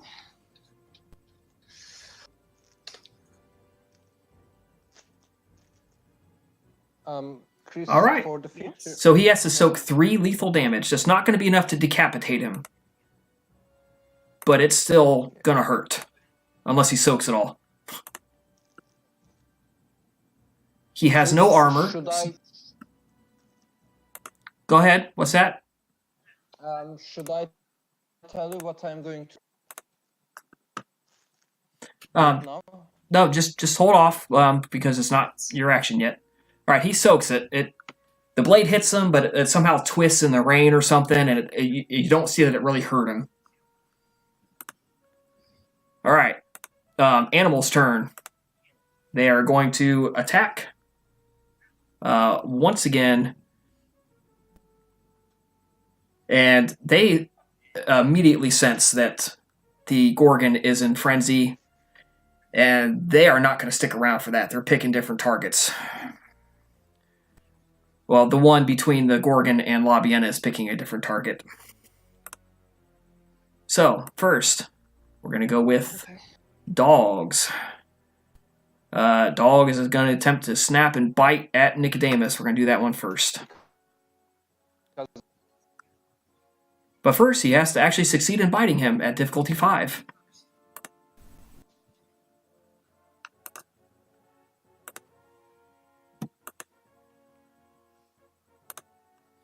So he does with 1 extra success. So strength. He bites. The dog bites Nicodemus. Strength plus 1 extra, plus potence. And the bite is no extra damage. It's just bite. So strength plus 1, plus 1. Shows like you're superior. Can you And- hear me now? Yes, I can. Now. I haven't yet. I wasn't chilly talking. It's Discord. I mean,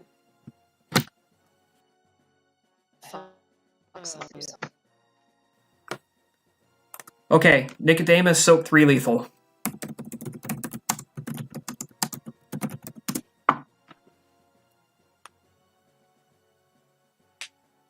This Yes. yeah, this is the problem of Discord's Discord. fault. Fuck you, Discord. Yes.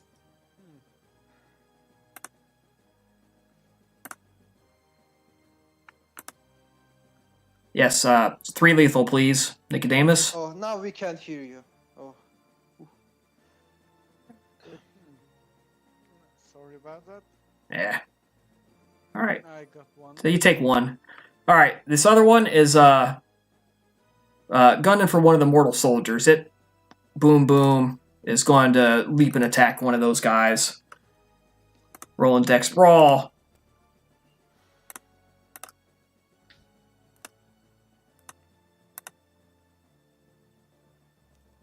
All right. It lands on this guy. The one soldier goes down. And, down. well, he's not hurt. The dog is pinned on top of him and is, like, snapping at him. As the guard is, like, trying to fend him off with the shield. I will be right back. Please don't leave us at this moment. Oh no, I just All right. I'll be really quick. Random Just dice I need roll. to go, and I'll be right back. If it rolls high, it's going after Labiena. If it rolls low, it's going after Nicodemus. Wait, low? Who's... Labiena. The Frenzied Gorgon has 2 clear targets. Ooh. Please remind me, who is the Gorgon? Is it the Nosferatu? No, that is Hat.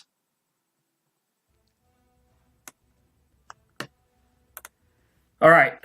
Hatshepsut, please roll. Strength plus Brawl. You are grabbing onto Labiena.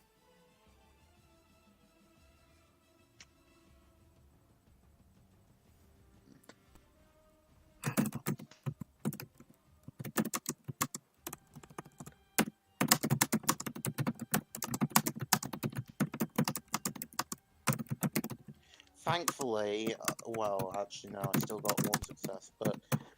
Well, you also must roll feat of strength for free. Fuck.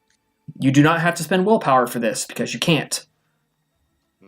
So roll your entire willpower pool. You wanna fuck us, yeah. You want this, like, you crave this. Okay. I can feel this sense of aura right now, the vibe. This is literally made to fuck us. All right. When Laviena returns, she gets a Laviena, you get a reflexive strength roll as the Gorgon blindsides you with a rugby tackle. Just she spears you, boom, and yeah. So you get a reflexive strength roll to break out of this. Plus, I need a dexterity plus melee roll at difficulty 9 to hold on to your sword. Okay, so strength roll first, then dex plus melee, right? Correct. And this is pure strength. Okay, I wish I had blood buffed. Oops. Well, do it next turn. I think I just might. I just might. Div We are losing. Yes, the 6. That's why I say I just might. Yep. 6. Okay, give me a sec. Because I need more strength on my side, but I got it. Okay. Also div 6 for the dex plus melee. Diff 9. Oh fuck. Yeah, 9. Your sword might go flying here. Oh, I don't want to lose the grip on my gladius. No. Okay. On the plus side, while you both go down, nobody has a clear advantage in the grapple because you tied. So there's no clear advantage over who has who. But when she hits you, your sword goes flying off in the darkness. Damn it.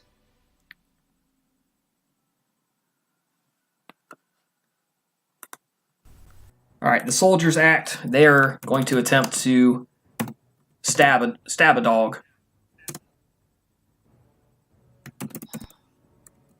What to do next? All right. Well, one of the guys does indeed get a spear into the dog. And hits it for 2. And the dog soaks it. Unfortunate. All right. I keep losing because chances.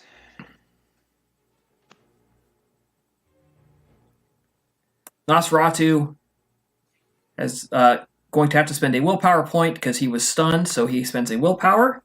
And blood point to make his potence automatic. And he is making a flank attack against Valerius, so his shield will not come into effect here. Really, from like Nicodemus and Laviena and all that, she comes to me?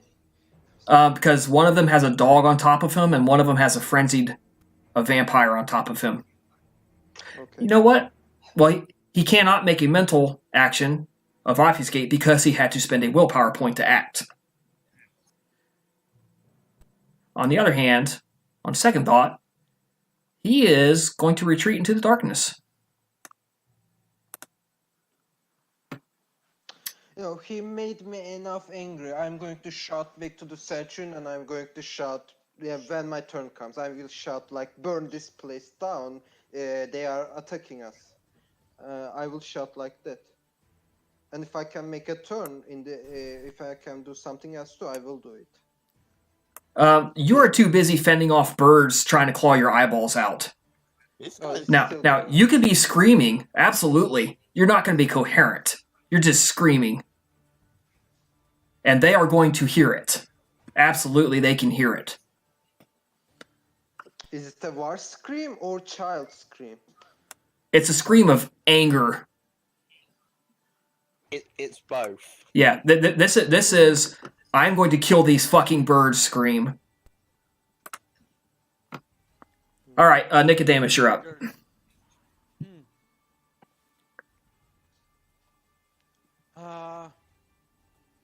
sort of the situation. The Nosferatu is he running or he's staying put? He is disappearing into the darkness. Wait a minute. How many dogs are upon us?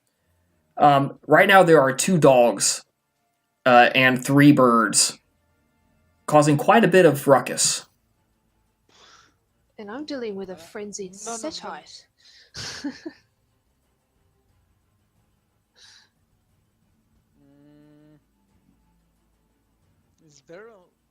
Is there any way that I can spring Hatshepsut away from her frenzy? Well, you still have to deal with a dog trying to bite your face off. Now, you can simply accept the next attack. And try to throw yourself on... You can try to throw yourself on the frenzied vampire. However, you're essentially accepting that this dog is going to get an attack on you and it's going to hurt like hell. Or does anyone in the coterie have animals?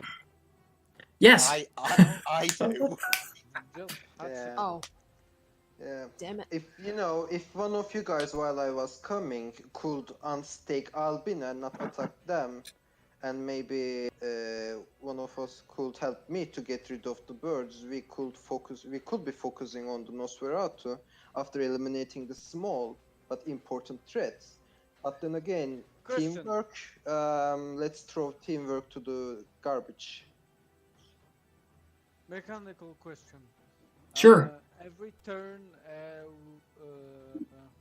Hatshepsut does the frenzy roll, right? No, because it's not her beast that's in frenzy. It was a frenzy transferred from... Know that. I'm asking between his powers and her condition.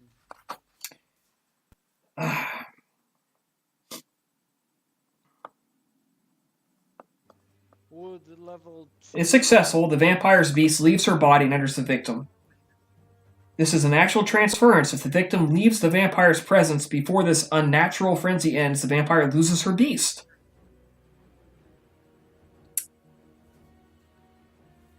If the Cainite were to leave the presence of his beast and then return, he must then lure the beast back by behaving in ways that show her the superior host. So, this frenzy is basically going to last at least 2 more rounds, and then she might be able to exert some mastery over it. I would rule that. I would say at least that. Because it doesn't say how it might be overcome. So, it's a good question, and I'm going to basically say it's going to last 2 to 3 rounds before she can start trying to fight it. Is it something that Nicodemus can try and figure out on his own? You don't have time to analyze it. That's the thing. Okay, so it's all too edgy. On the plus side, maybe a long time later, I'll be the one doing that to Nosferatu. I think you are not going to do anything helpful for time. I mean, like, way into the future. Like, when I actually pick up animalism far. At this stage, there might be no future. Oh, great. You need to be more optimistic. All too much. Okay, so Nicodemus, you have a dog snapping at you. You have heard the frenzying cry of a vampire beside you, and you can, as you're fending this dog off, you can see that Hatshepsut is in frenzy and is attacking Labiena. And the two of them are in the middle of a cat fight rolling in the mud. It's too bad it's not oil in a pool. It's 2 women in mud. I can still perceive Nicodemus can still perceive Nosferatu through his sensor, right? The Nosferatu has not re-obfuscated. You felt him and kind of saw him as he moved past you. Very well. Nicodemus is going to split his action between dodging. Let's see. He's going to spend a blood point to reinforce his dexterity by 1 point, and strength by 2 more points. Okay. And stamina by 1 more point. Uh-huh. And then he's going to split his action between dodging and trying to grapple the Nosferatu before he has a chance to. Okay. So the- it's your first action is going to be. Actually, no. Hold on. I said it was 1 to dexterity, 2 to strength, and 1 to stamina. Sure. It should be 1 to dexterity, 1 to strength, 1 to stamina, and 1 to heal the little damage that he received. Okay, sure. All right, so you're splitting your actions then. So the dodge action comes first, and the grapple is second.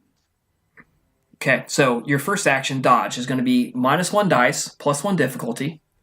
So dexterity plus athletics at difficulty 7 to dodge the dexterity plus brawl bite of this dog.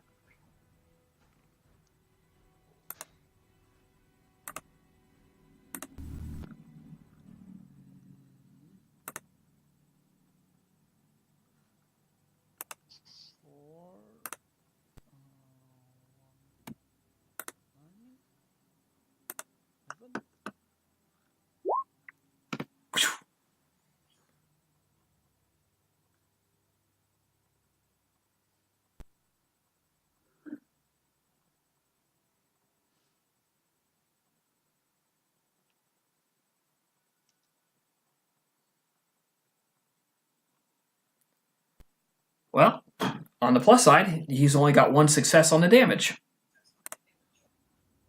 So, well, he still has to roll damage. Sorry, he doesn't have any extra successes. So it's going to be strength plus potence.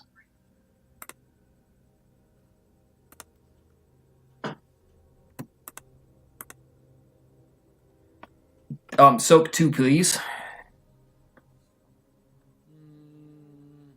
Isn't it free? He got 1 extra.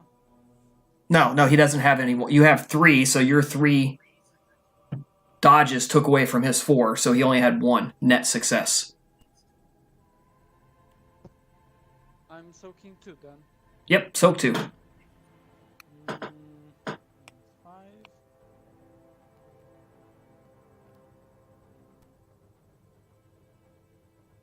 All right, you soak it all. Now, your second roll, which we're going to do right now at the same time, because the Nosferatu acted first, is going to be a dexterity plus brawl at -2 dice and +2 difficulty, so difficulty 8, to snag his leg or something, to reach out and snag his leg as he's walking past you. Right. 1, 2, 3, 4, 5, 9. Was dexterity plus athletics, right? Brawl. Dexterity plus brawl. It's all the same. Remember, if you don't have the skills, it adds 1 to the difficulty, which I think you have the skill, so. I'm very skillful. The original difficulty was 6? Correct, so it's +2 to make it 8.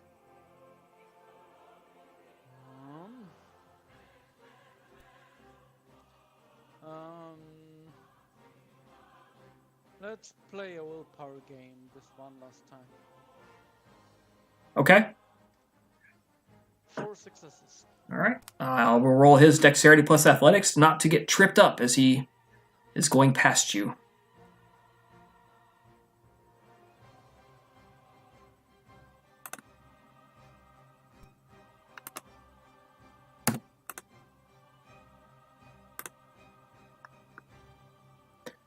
You snag his ankle as he's going past you, and he actually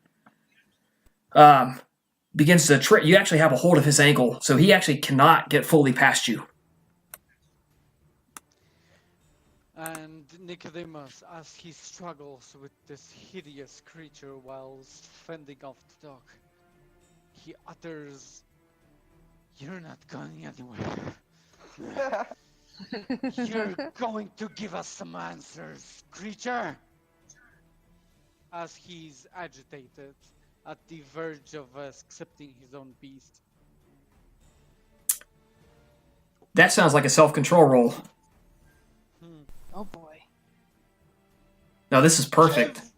Frenzy for you, everyone gets a frenzy. Yeah, kindred party. I can imagine that meme.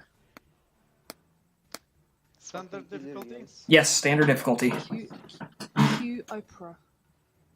That's Okay, good. no frenzy. All right, next up. Valerius, Um, you are still can I use fending off these willpower? birds. Can I use willpower to ignore the birds? I mean, it's willpower, right? Yeah, I'm using my force, all To- of me to ignore the birds. And To get change your closer. action, yes, you can. However, you are still blinded by these things. You can see nothing but these pecking beaks and these tearing claws and the beating, buffeting of wings as they're smashing about your face. Okay, but I can move like this, right? To do Nosferatu, I can do that. Well, I mean, you're blinded. You don't know where he's at. real death blinded, like You this can person. literally, you're blinded. You cannot see. Have you ever seen an owl in person? How big they are? Nah, Yeah, they're big. yeah, And 3 of them with their wings out, like okay. moving around in a circle and like Okay. yeah. Yeah. Okay. I agree. Okay. So what can I do if I change my action then? If I'm blind, what can I do then? I mean. Well, you can still attempt to move in a direction. You have no idea. Last time you saw him, the Nosferatu was to your right, not in front of you. You can move in that direction. Okay. But so it means here. Last time you saw, you were here. You can move to your right and forward. So you could try to go 1, 2. You could try to go here. Okay. I can't go more. The ground is too wet and muddy and slippery. There's sheep droppings everywhere. The ground is muddy. It's still raining. It's still wet.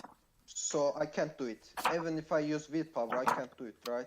No. Man. Well, you're No. using willpower to ignore the birds, and actually, now you move. You get over there, and you swing your blade, and it's just empty space. Just whoosh. Wait, I Ugh. didn't say I'm doing it. I asked you. You can move. If you decide to spend a willpower, you can ignore the birds and move. Okay, but I can move just here, not more, not anymore. Correct. No way. Okay, no way.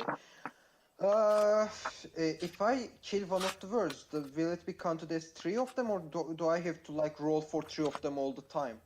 You're gonna. They will keep attacking you until there is 1 left, and it will fly away. So Yeah. So you gotta kill. take- You gotta have to kill at least 2, or hurt it badly. Okay, so they are dominated really good. Okay, I will attack the birds. All right, I will use Feat of Strength by spending 1 willpower. but but that's on your damage roll, not on your attack roll. Yeah, damage roll, and I will use Blood Buff to buff my strength. Okay, so your attacks are at difficulty 8 because you are blinded, and those are at +2 difficulty. Really? That was okay. Yep. So you forgot the penalty last time. Yeah, you had so many successes it didn't matter. Okay, wait. I have to check my blood first. 7, 8, 9. Okay, so I can. Yeah, I can spend 1 blood without use of frenzy. So I will spend 1 blood and increase my strength to 1, 2, 3, 4, 5. Yeah, my strength is 5 now. So I will roll. Dexterity plus melee. Yes, 7 dice. Mm-hmm. Difficulty 8, please. So it's Swing and a miss. It's 3 successes. It's a swing and a miss. You have 2 1s. Um, No, you I have a 1 10. That's right. All right, you have 1 success. Strength plus 2. Yes. So 5 plus 2, and I have feat of strength. Don't forget that. So spend a point of willpower. Yeah, I So- will take it out. And so we're gonna roll that. We're gonna roll your strength plus 2 first. Roll that. Okay. Okay.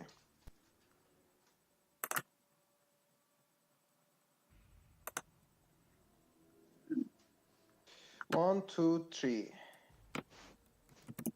And now I will roll 4 dice, right? I have 3 successes.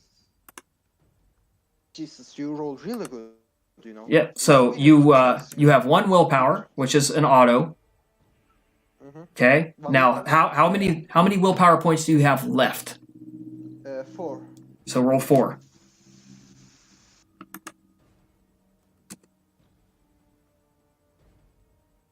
One. Okay. 1 bird falls crushed beneath your blade. There are still 2 more battering at you, but 1 bird has been crushed underneath your blade. Okay. Nice. So, Chris, can yeah. I speak? Yes. I can. Okay. Well, One of the no, you are not soldiers, going to speak coherently. You are not speaking coherently. You are screaming. You are concentrating on the fight. You're not going to be able to do that and say, give orders or something like that. Not going to happen. I can't scream loud. You can scream, but you've been screaming. Okay, and nobody's coming, right? Well, nobody, when you said return to your post and he made all his men go back, how far away did I tell you But they were there's stationed? a time limit. How far away did I tell you they were stationed at the start of this game? It's not seen. It's far away. Yeah. Okay. I don't do anything then. I believe because I can't do anything. It's going to take them several more rounds for everybody to get up there, but they can hear it. Okay. Now, here's the bad part. If they can hear it, so can everyone in the village. Yes, of course. But he's yeah. Okay. Okay.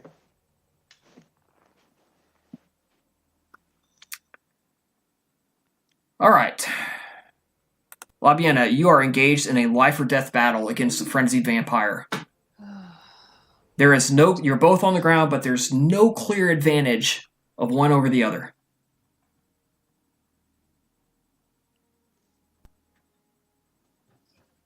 I don't know if I should just blood buff and try and grab her arms and hold Okay. her. Yep. You can do that. So spend blood into strength, Okay, let's see. and the roll is going to be strength plus brawl. Okay. So just to be sure, Nosferatu is next to them, is on ground, right? The Nosferatu did not fall. Okay, it's just tangled.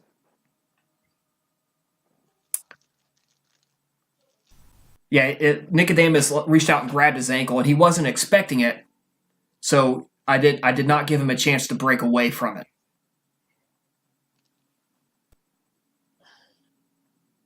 Okay, I might put 3 into strength. Okay. Up to 5. Let me just remove those first.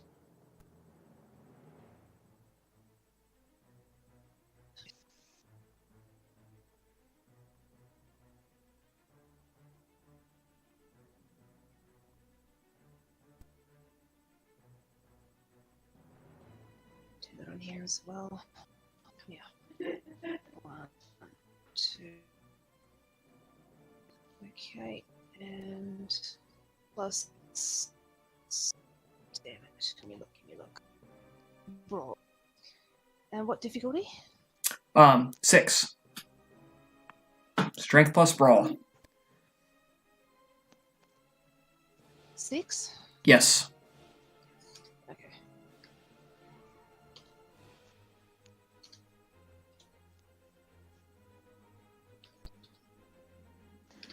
Can I see better when one bird falls? I mean, it's not 2 birds. Yeah, you kind of see it, and you kind of half see it and half feel it. All right, that's excellent roll. Okay. Hatshepsut. Reflexive strength roll with feat of strength. You need 4 successes to fend off her grapple. This is reflexive and does not count as an action. Okay. using your existing dice pools. That was all of it, and yes, And willpower at difficulty 8. I rolled willpower. Oh, Well, that was your willpower, so now roll your strength. oh no, I rolled them both together. My bad.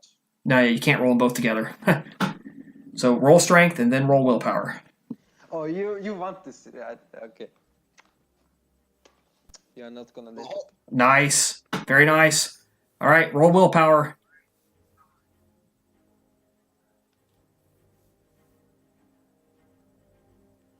Botch. Okay, so Labiana, not only does your grapple work, you are on her back, and Hat's face is full of mud.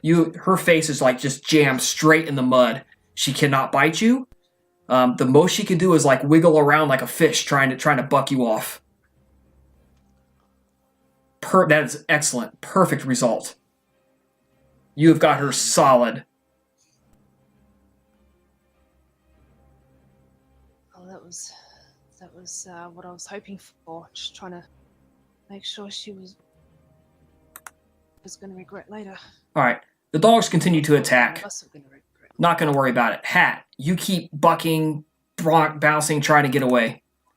The guys attack the dogs. Calibos spends the blood into potence and he rips his foot out of your grasp, Hat. Not And- me. Or sorry, not Hat, Nicodemus. And he runs up to Albina. Albina, what kind of jewelry or identification do you have on you? Do you have any kind of like badges of your priesthood or anything like that? I do not think so. Not here. Besides perhaps her own clothes, perhaps I imagine that she still has her priestly robes beneath her heavy clothing. Then I imagine. All right. Calibos, as fast as you guys can think it, he's doing this. He snags the necklace from around Nicodemus's chest, rips it off, runs up to Albina, and just grabs her her money purse, whatever she would have her valuables in. Takes that. He runs off in the darkness and disappears. Well, isn't it 2 square? Wait, it's more. Than Just 2 square. relax. Okay? He does this. Still holding him by his ankle. He has 4 potence, and he spends the blood into potence and rips his foot out. Yeah. Right, so he is ending this combat because as he is running away, Hat, you feel the frenzy leave you, and you are left with a face full of mud and a how the hell did this happen to me? Also, my hair's not quite snakes, but sort of. Right. Spend 1 extra blood, Hat, as the scene is coming to an end. Yeah, I will do something if scene is coming And- to an end. Calibos disappears, and suddenly the animals that were attacking you let go and run off in the night. Valerius, you have a chance to kill a bird before it leaves. Uh-huh. Are you going to take it, or are you going to let it leave? I'm gonna kill it. I'm angry. All right, make your dex melee roll. Kill the thing. Yeah. 1, 2, 3, 4, 5, 6, and I will roll damage now. Yep. It's gonna roll its dodge to try to dodge this as it's trying to leave. 1, 2, 3, 4, 5. But hang on, it's trying to dodge, so it still has to. It's got to beat 3 successes. And not alertness, athletics. 3 successes. Then 4 dexterity. Okay, yep, you. I see 1, 2, 3, 4. Okay, yeah, you kill it. It's done. Yeah, as it leaps away from your face, your sword just flashes out, and it just perfectly beheads this thing. Just whap, and the head falls to the ground. Wait, does the dogs run? Do they run away? Can I catch Yes, one of the dogs? no. Everyone, they're all running into the darkness. You can try to hunt them down, but Why? Okay, did I see clearly that Het was in frenzy? No, that's birds have been attacking you since before this happened. Okay, I don't know. Okay, Now, here's what you can hear. You are just inside the gates. All of you are just inside the gates. Albina, you've been robbed. Nicodemus, your treasured heirloom has been stolen from you. You hear soldiers coming from outside the gate, and you hear shouting coming from the village. But for the moment, the Nosferatu's gone, and the animals have retreated. I will unstake Albina because we didn't unstake her yet, so she's All right, Albina, self-control roll. You've been unstaked and must test for frenzy. Really? Yes, that is a book roll. When you are unstaked, you must test for frenzy. Okay, don't struggle too much, or I will try to kill you. You come off it, and you just brush. You make a little brushing motion, and you're like, "Damn it, I got to get my rose fixed." That sucks. Okay, so Absolutely no problems for you. Okay, I grabbed Albina from the hand, raised her, and now did I see where the Nosferatu is fleeing? He disappeared into the darkness. I can't hear you. I can't hear you.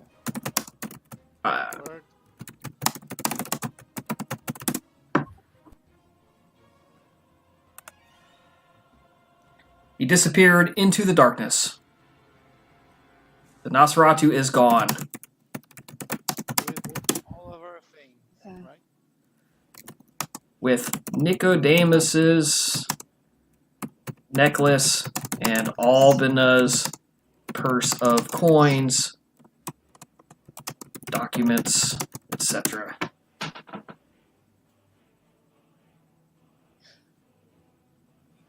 Plus, Labian is now going to release Hatshepsut and get up.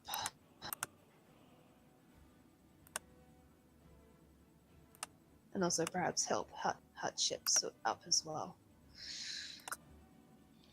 I am sorry, but I had to do that. Thankfully, you were kind of frenzying. I believe I mentioned that Hatshepsut told you all about of her curses, so hopefully you shouldn't be too surprised by that. Like, you'd still be surprised, but not like absolutely freaked out by this, by her now appearance zero. I was conscious during the events, or did I not notice anything that happened? You were paralyzed, so whichever way you were facing when this snake came flying out of the darkness is the way you stayed facing. But whatever was in your line of sight, you could see and note. Yeah, I didn't hear any of you because of my Discord problem. What did you guys say? Spoke about? Albina asked if she could see anything, or of what had happened, and basically wherever she was facing, and I'm going to leave this up to her to determine. So whichever way she was facing, that's what she could see. It was in her line of sight, and she could see it and hear it. Okay. Okay, just asking if she could hear so that she knew that there was a sound. What did you guys got? She looks like she touched her breast where the stake was not long ago and tries to heal it. Well, it seems this piece of shit attacked us with some animals and staked you, which I don't know why my Kotori did not try to unstake you. That is strange too. While you were there helpless, could die very easily. Okay. You should note, this was not a handheld wooden stake. This was something the size of a telephone pole or a tree that had impaled her into the ground, and you had to lift her off of it. This was not a handheld chair leg. And plus they were being attacked by, a Nosferatu and animal. So, All right. Anyone at half blood pool or less should be a frenzied check for me at Div 7, please. Can I make a self-control roll, but for not frenzy, but for not dominate the loot centurion to burn down this place? Can I make a self-control roll for that? I think.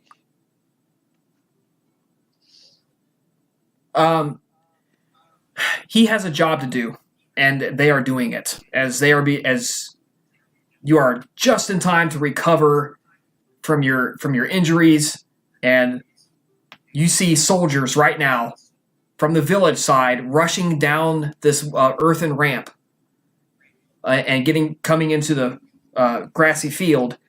And from the other side, the soldiers are running up. It's going to be a foot race to see who gets to the gate first. And you are caught in the middle. So what are you doing?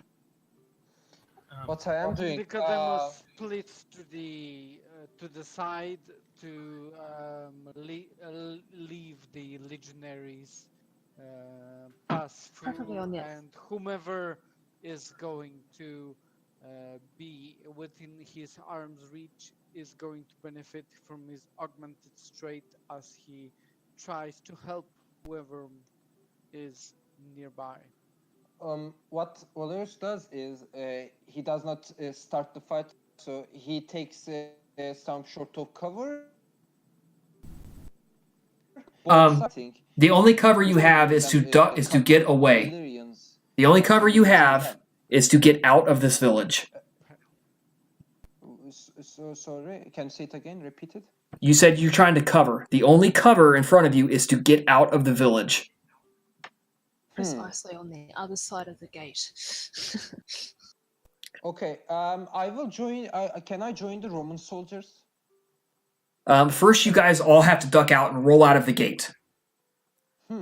Right? That's If you don't, okay, I would like you to roll a wits plus athletics roll.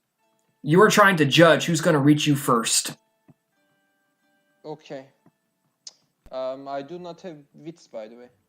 You have wits. Everybody has wits. No, I don't have athletics. Sorry.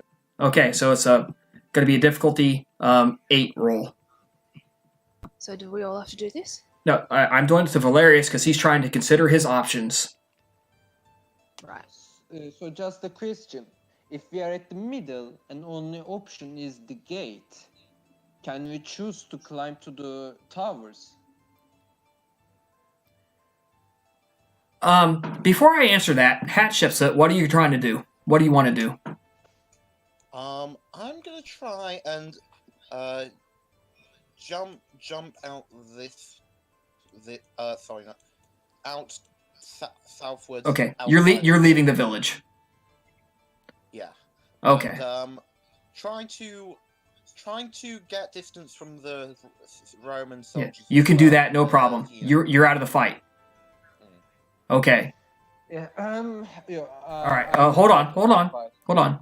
Nicodemus, what are you doing? Have the Roman troops pass through the gate? Are you considering your options? Are you thinking about this, or are you acting? No, I'm not. If they have not passed already, Nicodemus, without a second thought, is dodging to get into the gate's shadow or a bulkhead. Okay. You are ducking into the darkness and obfuscating, I assume? Yeah, definitely. Okay, He wants that's to be you outside. are clear of the worst of the fighting. Okay. Albina, what are you doing? Albina is going to be following Hatshepsut outside of the gate, outside Okay. of the village, out of the way from the soldiers. All right. And Labiena, what are you doing? 1 second. Oh, sorry. She's also going to summon some tentacles. Try to delay them. Try to make sure that the Romans arrive first. Okay, that's going to be a multiple action then. Oh, okay. So spend the blood point and make your roll to summon the tentacles at -1 dice and +1 difficulty.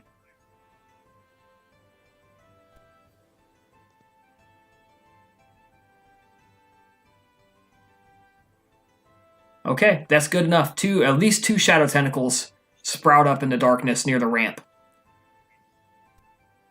And you run out of the gate. No other roll necessary. Labiana, what are you doing? Labiana is going to follow Hatshepsut and Okay. Albina out of the village. Okay.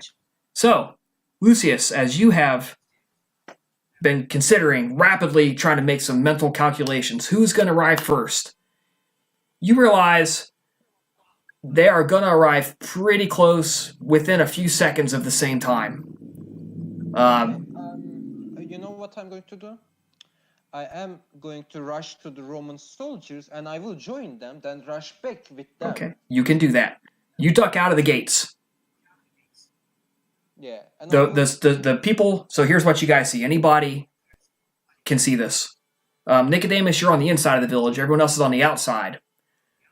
You see the people of the village. They are no armor. They're just in ragged clothes. Some of them have spears. Some of them have these, rickety-looking wooden shields. They run up and they hit the gates, and they're trying to muscle them shut. Right at the same time, the light infantry of the Roman army hit, and you hear a big crash. Boom! And suddenly it's muscle against muscle as each side tries to hold the gate. Can my muscles help really good? I have 5 strength right now. Can I? Well, you're kind of in the back of the crowd. Really? However, there's a whole crowd of 200 soldiers trying to push this gate open, and there is not nearly that many villagers that have arrived in time. They force the gate open step, step, step. Oh, Suddenly nice. it's wide enough to start thrusting spears through the gap. And you hear screams as people start dying. Oh God, oh, it hurts. Okay. The smell of blood immediately begins to soak the air.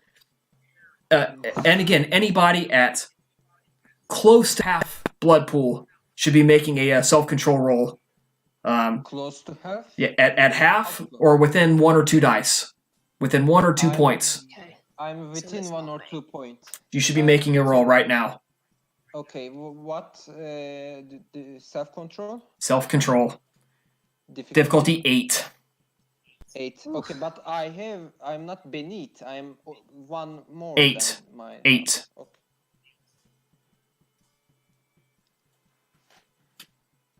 Oh, thank God, mine's at 15. I don't need to make the roll. So Okay, I fail. Okay. As Nicodemus, as you are still hiding in the shadows looking, you see the flood of men begin to pour through. Nicodemus, perception plus alertness. It's going to be sight-based, but it's also going to be base difficulty of 9 to catch that face in the crowd and see. Oh. And do you have Auspex on? I reckon at this point, no, because Okay. the ruckus of the men rushing in is going to dull his senses. Correct. Very, very wise decision.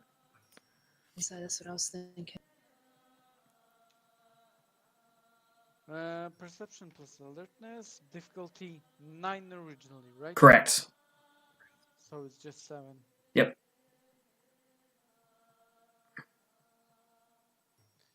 Oh, you evil person. Yes. Okay. Well, I mean, you don't see his face. That has to be expected. You see the crowd of people begin to rush the gates. They can't stop the Romans from forcing the gate open. A little at a time. Suddenly, the gates fly open. The Romans are pouring through, stabbing wildly. And then you catch a glimpse of Valerius, who has dropped his sword and shield and is sprinting across the grassy field, and he just leaps on one of the Illyrian soldiers and just buries his face in the neck and just starts drinking. His face, you see his face pick up like an animal, and then he's off across and he leaps on another one. And after that point, you lose track of him. Valerius, you're going to be a full blood pool on the plus side when you come up from your frenzy. Can I pick my weapons back? Eventually, yes, you'll be able to. I want to pick my weapons back. Eventually, yes, you will not leave here without them. And I do want to keep slaughtering the Illyrians. No, yeah, everyone, they're all gonna die. Okay, okay. Yeah. Yes, they're all going to die. Eventually, after about 2 hours of this night attack, you realize you've got about 4 more hours until dawn. And they have the survivors of this village on the field. And the field is the rain has long passed. And what they have, the remaining 50 or so survivors spread out on the grassy field where the sheep had been laying. And you watch as the men go along and simply slice their throats one at a time. And the blood pours out on the ground. And there is now far more blood than water soaking this muddy field.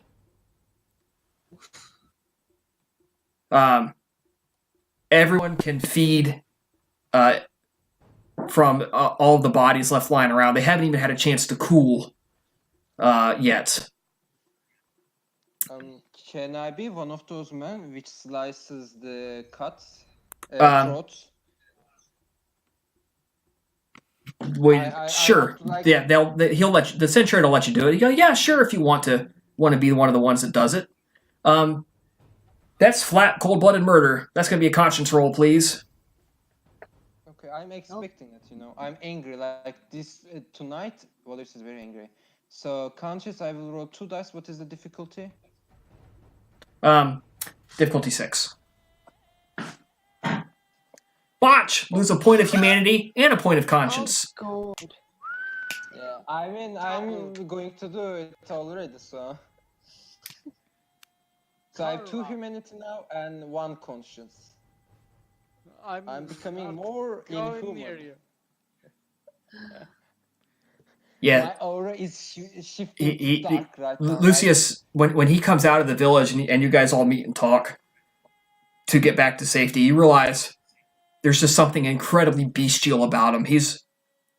Tonight has really taken its toll on him. And what is what is strange is Valerius is looking satisfied now. Oh, He absolutely. wasn't angry. Your beast is happy. The beast is satisfied. You feel just incredibly content with the world right now. There's nothing wrong. Yes. Yeah. Nicodemus And I'm like- looks Valerius into his eyes. and I says, want to grab one of the birds and I want to rip off the head of it, by the way, because it's too angry, It's just- No, you're done. You have no anger left in you. Okay. You have had the beast has had a good night's work and it is super content. You feel like when you take a test and you just ace it. You just walk out of there and you're like, dude, I fucking killed that test. You just the best feeling you've ever felt. Like, life just can't get any better right now. It just can't. Yeah. So I just take my gladius and clean it, and I just sheet it. Yep.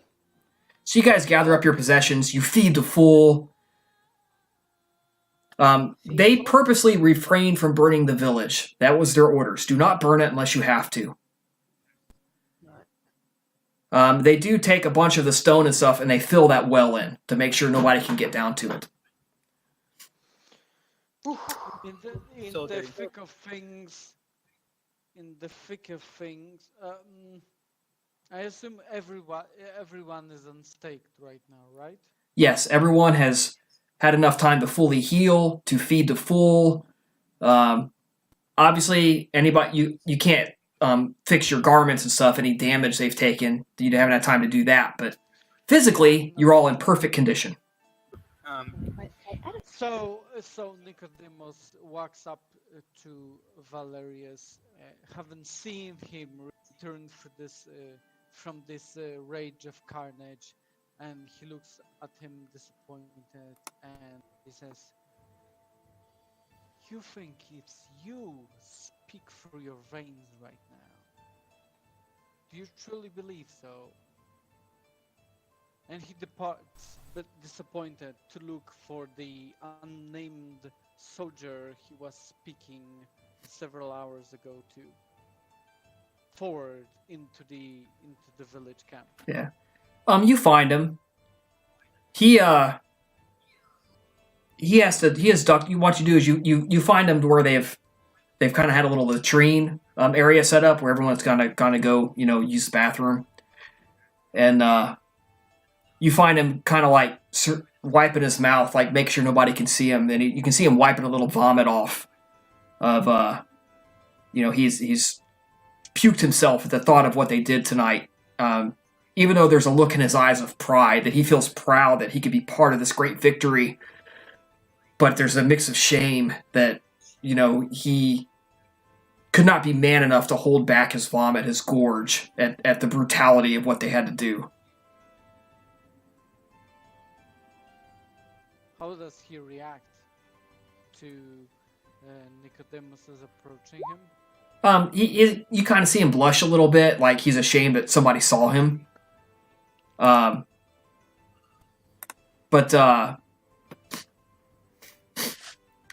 Calm yourself. I am. Yeah, he feels like a little I'm embarrassed. not afraid.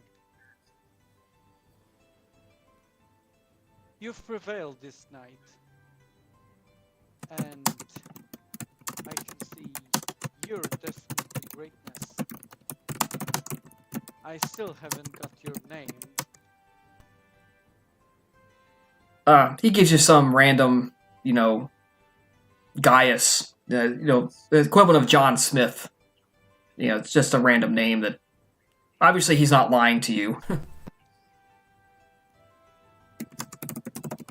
He's what? He is not lying to you. Oh, okay.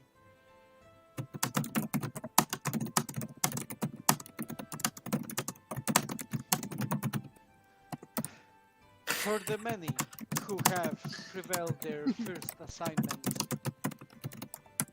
these would be the doorsteps of death, but you have prevailed. What does it mean to you? Do you think? Hopefully, I will be able to go home having served Rome with distinction and be able to return to my wife and have children and farm the way man is meant to do. Is it what you desire? Just put down your duty and consider it fulfilled and come back to your family and friends? I am no philosopher. I am just a farmer. But our duty to Rome will always be to defend her when needed. It was an honor to be allowed to join the army and do what needed done. But it's also an honor to feed the masses and to give praise to the gods by being fruitful, having children, and living an honorable life. And that's all I can think to do. And if you excuse me, I don't mean to be rude, but the consul is looking and I must return to my duties. Nicodemus is going to take a moment to consider the man's words and determine whether they're true or not.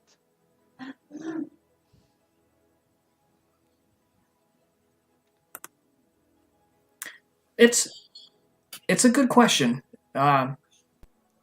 It's the wise words of a farmer who doesn't understand all of the intricacies of duty.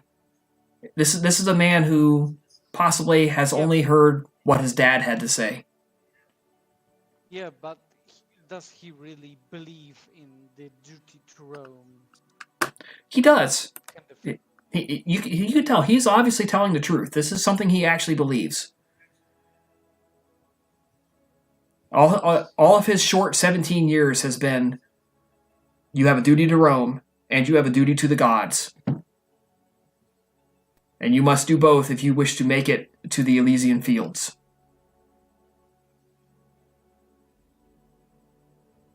Nicodemus is taken aback at this single thought, the determinant of life for for a mortal being. He kind of nods and then go. I shall not impede you any further. He takes just a moment to fix up the man's bandages, should he have any, and he utters, "For barely one to see, it is applauding to see a man of his conviction." Okay. You guys make it back to the ship. What you hear eventually is that Demetrius actually escaped. He was able to avoid the Roman blockade. He sailed out of the main city, and you don't know where he went, although you do find out a couple of years later that he made it to Corinth and took shelter with Philip of Macedonia, the king of Macedonia. Meanwhile, Outright insolent to Rome, right? Yeah, the king of Macedonia is not a friend of Rome at all. But was it like or is it known? What do you mean? Chris? I'm not sure what you mean.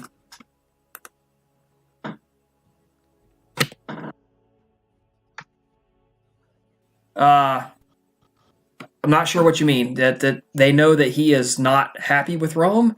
They are, in fact, there's open hostility. It's kind of like a Cold War thing going. Okay, so there is literally like we are at war with Rome. It's like Well, declared. they're not actually at war, but they're not friendly, and they're far enough away from each other that they don't actually have to fight right now. Okay, I understand. I just want to be sure. Okay. So you guys have that is the end of that portion. You're going to get 1 experience point from that part of the fight. That's the total experience point for the night. Okay? Just to make it sure, the Nosferatu has stolen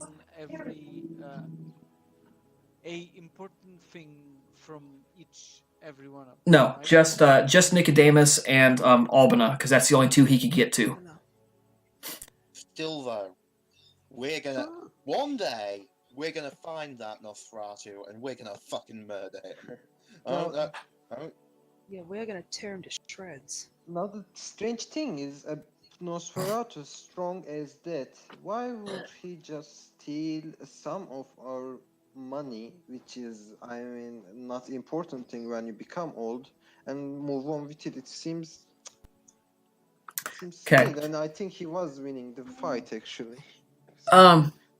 Well, the problem, and I think on further reflection, you guys realize that he could not keep fighting you guys and be in the middle of the fight between the Romans and the villagers. I mean, just So that's why he made the decision of, it's time for a tactical retreat. I need to get out of here.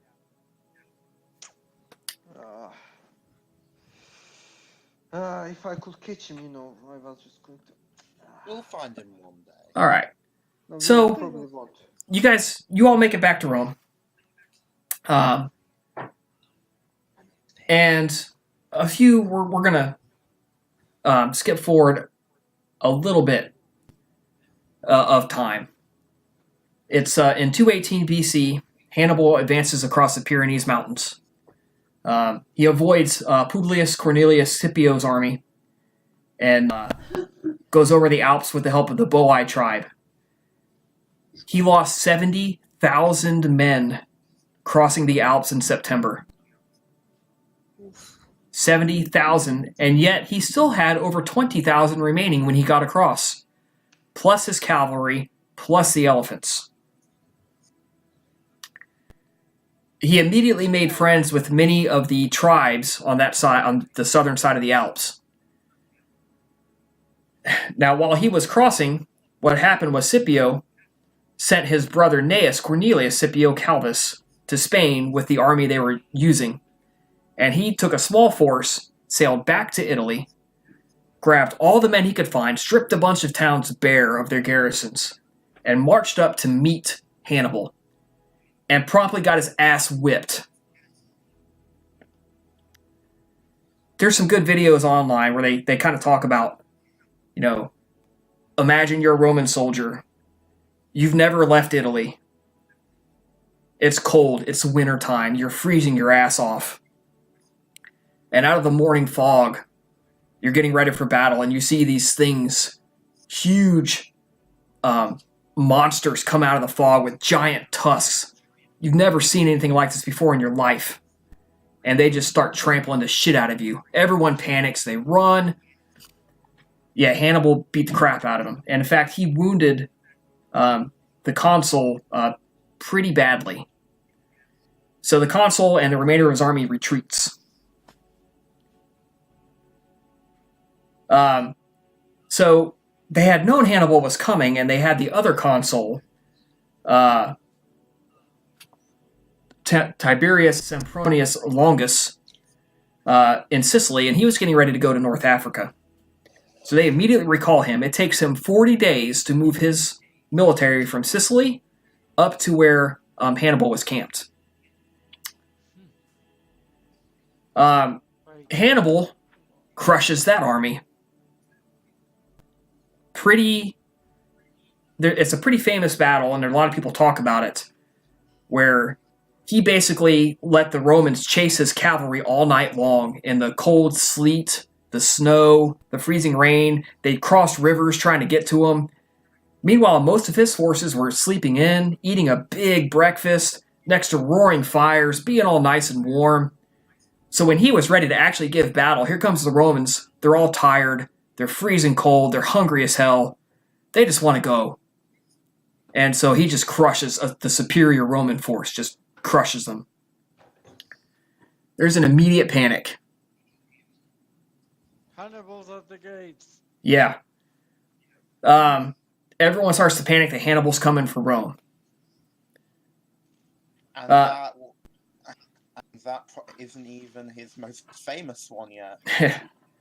So a man named Gaius Flaminius is re-elected consul, and this is like his second or third time as consul, with a man named Gnaeus Servilius Geminus. Flaminius raises some new legions, marches north to meet Hannibal. Hannibal, as he comes to be known for, outmaneuvers Flaminius and reaches a city where he was trying to encamp. In June, at the shores of Lake Trasimene, Hannibal pretty much annihilates Gaius Flaminius. He killed the consul, destroyed his entire army, drove a bunch of them to drown in the lake. The other consul had been racing to meet him to help with about 4,000 cavalry, just trying to get some people there to help, and those cavalry forces were also destroyed. Then the Carthaginian army starts marching towards Rome. Rome loses its collective shit.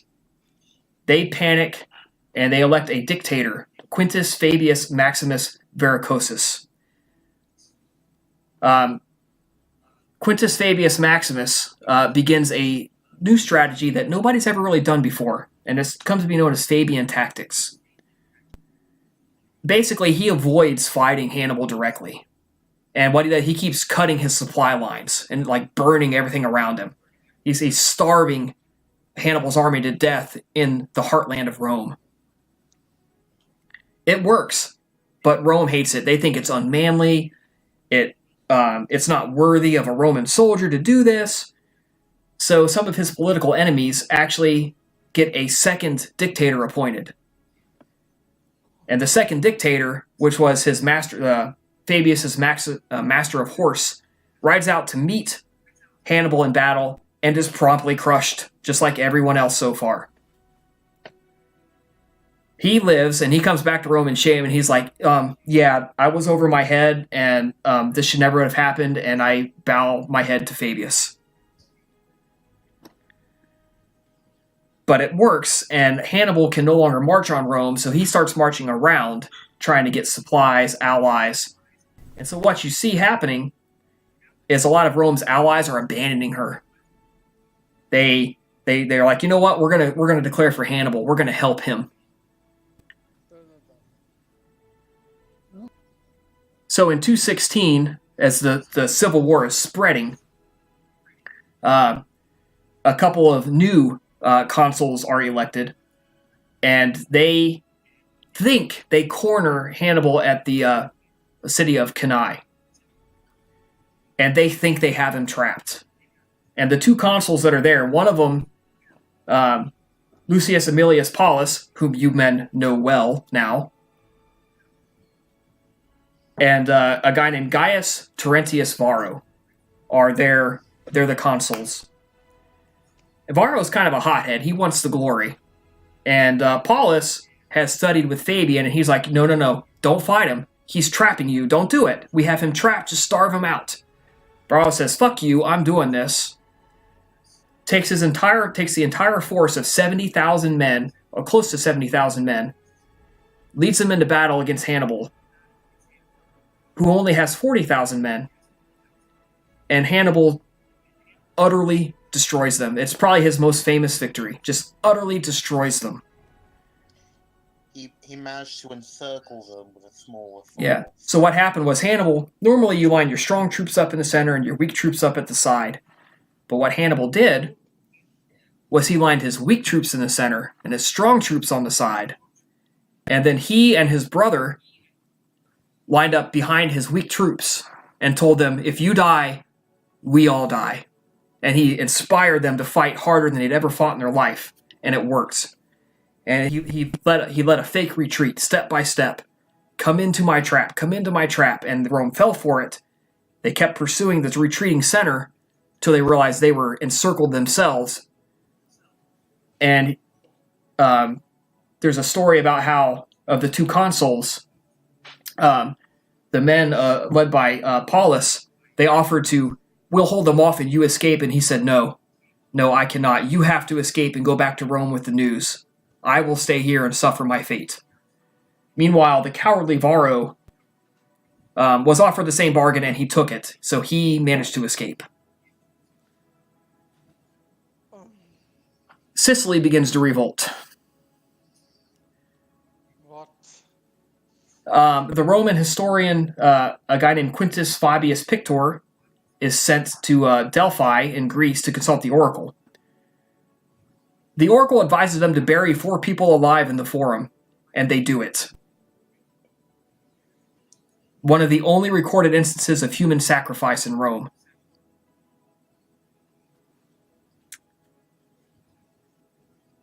So now you're dealing with, you have a whole bunch of cities are constantly switching sides. And after the Battle of Cannae, Hannibal sent an envoy to Rome and said, I have destroyed your consuls. I have destroyed your armies. Bow down before me. Accept your defeat. And the Romans collectively stood up, and the Roman Senate, they declared an election, and the Romans collectively stood up and basically said, we will fight until there is no stone left on top of another in Rome before we bow to you.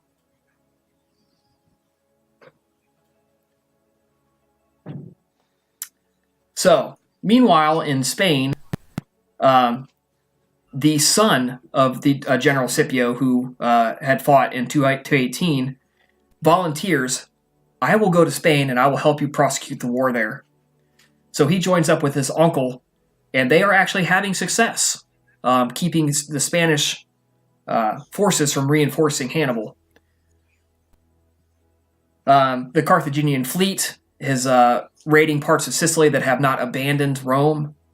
And in Greece, Philip V contemplates his options. So we get to 215 BC. Everyone gets 4 experience points. Okay. Feel free to send me anything you'd like your character to be doing in those 4 years. I've discussed this with a couple of you guys already. At this point, we will pause and allow you to spend experience if you so desire. Okay. So questions.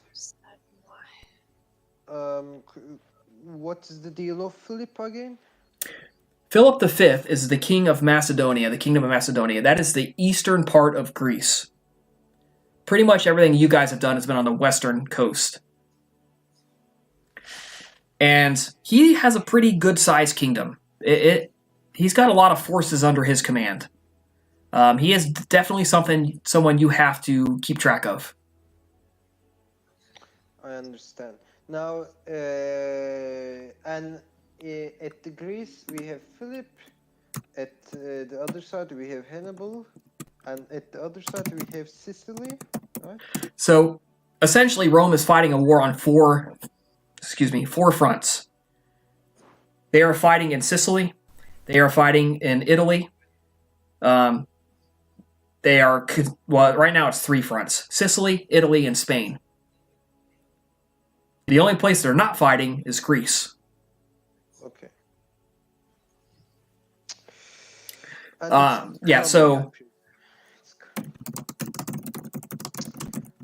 Okay, yeah, I understood. I got my answers. I have 11 experience. I will buy Dominate 3. Okay. And I will have 1 XP left. We get 5 points out of the time skip, right? Yeah, 1 point. It's 1 point for tonight's session, which I'm going to go ahead and award early at the conclusion of the battle. And then 4 points for the downtime skip, so 5. Oh, okay.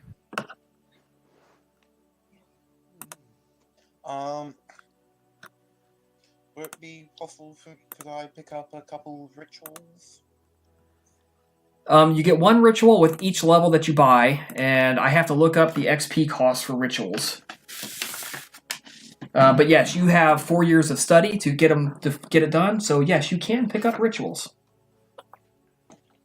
So spending like 2 experience per levels of ritual, something like that? Let me look up the experience cost and see if it says. If not, we'll I think it's figure it something out. like level of the ritual plus something, I believe. I don't remember quite. I'm looking at page 184 in the book.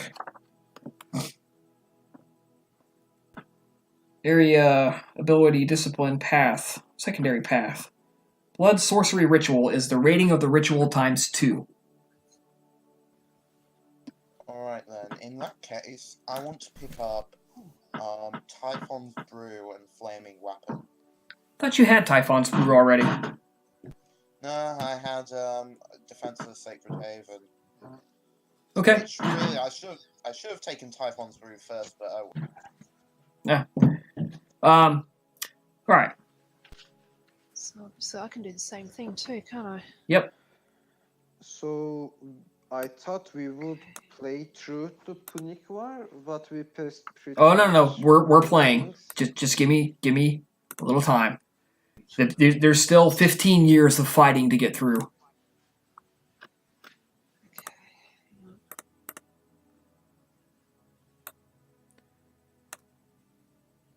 We're just skipping through all the parts where we'd almost certainly die if we joined the battles. Alright, so there comes a point where you guys are basically enjoying a night and you are at the what they call the Elysium.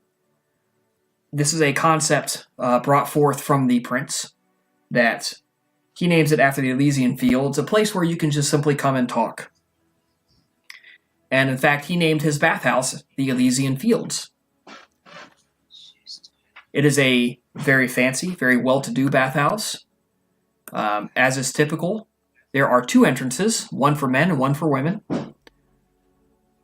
You all know that the women's entrance has a secret hidden spot where you can enter a hidden door, walk through the chamber, and go to the men's entrance. So, I'm going to ping the men's entrance here. That's the men's side.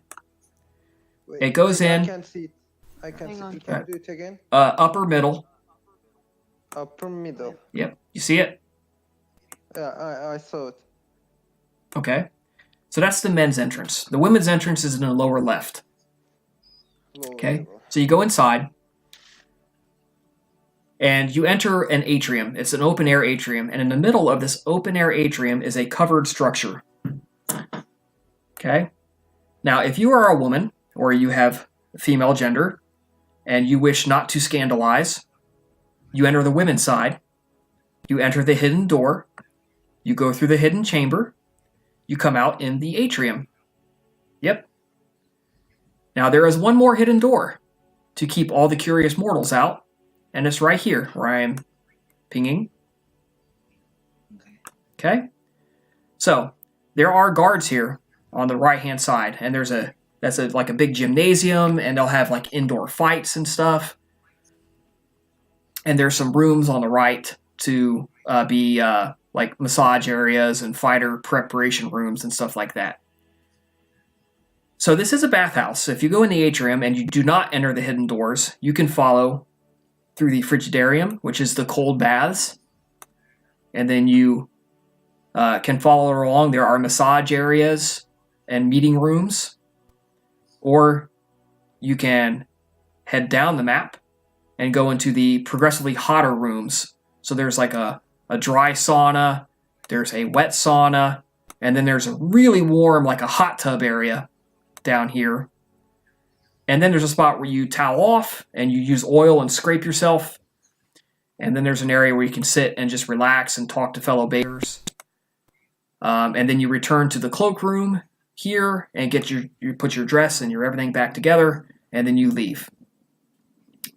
But if you do not wish to use it as a bathhouse and you wish to use it as the Elysium for which it was purpose-built, you go through the other hidden door right here. And at night... Or in my case, you stumble upon it. Yeah. Well, you had some help. So you enter the other hidden door. And at night, this is pretty much staffed with attendants and ghouls of the Prince and the Eternal Senate. And you enter this region, and what you have here is a secret hidden room, and the Prince can often be found here. If he's not here, he is getting a massage with his lover, Tanit Bal Sahar. And he has a private meeting chamber just for him, and like a little secretary's office right here. So tonight, you guys are all in the chambers of the Prince, and in Elysian House, violence is forbidden. Discipline use is forbidden. And for the 3 blocks surrounding it, the use of disciplines is also forbidden. So Artemis happens to have you all here tonight. Just everyone's kind of discussing what's happened, what's Rome going to do. The Malkavians are suspiciously absent. And the Prince and Artemis seem to be playing a delaying game, waiting to see what the Malkavians are going to do. So you guys are all there one night. And the hidden door opens. And a figure you have not seen in 3 years and saw only on the battlefield walks in. And he has curling ram's horns, gold earpiece, a piece of pearl holding his clothing together, sharp teeth, nasty, ugly face. Motherfucker. Wait, who is that person? The Nosferatu. The Nosferatu, of course. Same one. Yes. The last time you saw him, he was stealing from you and running away. Except for Lucius, because the last time Lucius saw him, he was summoning birds to attack him. Yeah, and I killed 2 of them. Yes. Bitch. So he walks in, and you guys are all standing there. So yeah, I didn't saw that guy pretty well actually, so there's a pretty big chance that I don't react. Because I never had a chance to see his face. I'm gonna process him. You. So I am, because of that, I will do something else. Do I see Artemis? Does she summon us? Is there any sign of summon? No, you guys are all there. You just happen to all either be there and talking. There's nothing really special going on. We're just gonna hand wave that you are all there with several other kindred. And the talk, of course, is what are we going to do? What if Hannibal shows up? How can he be so successful? And there's just lots of idle conversation about it. Okay. Is there how many kindred there is inside the room? Not including you guys, let's say 6 or 7. Okay. So can I join them, or will they be like no younglings? No, you can definitely join them and talk. That's what this place is here for.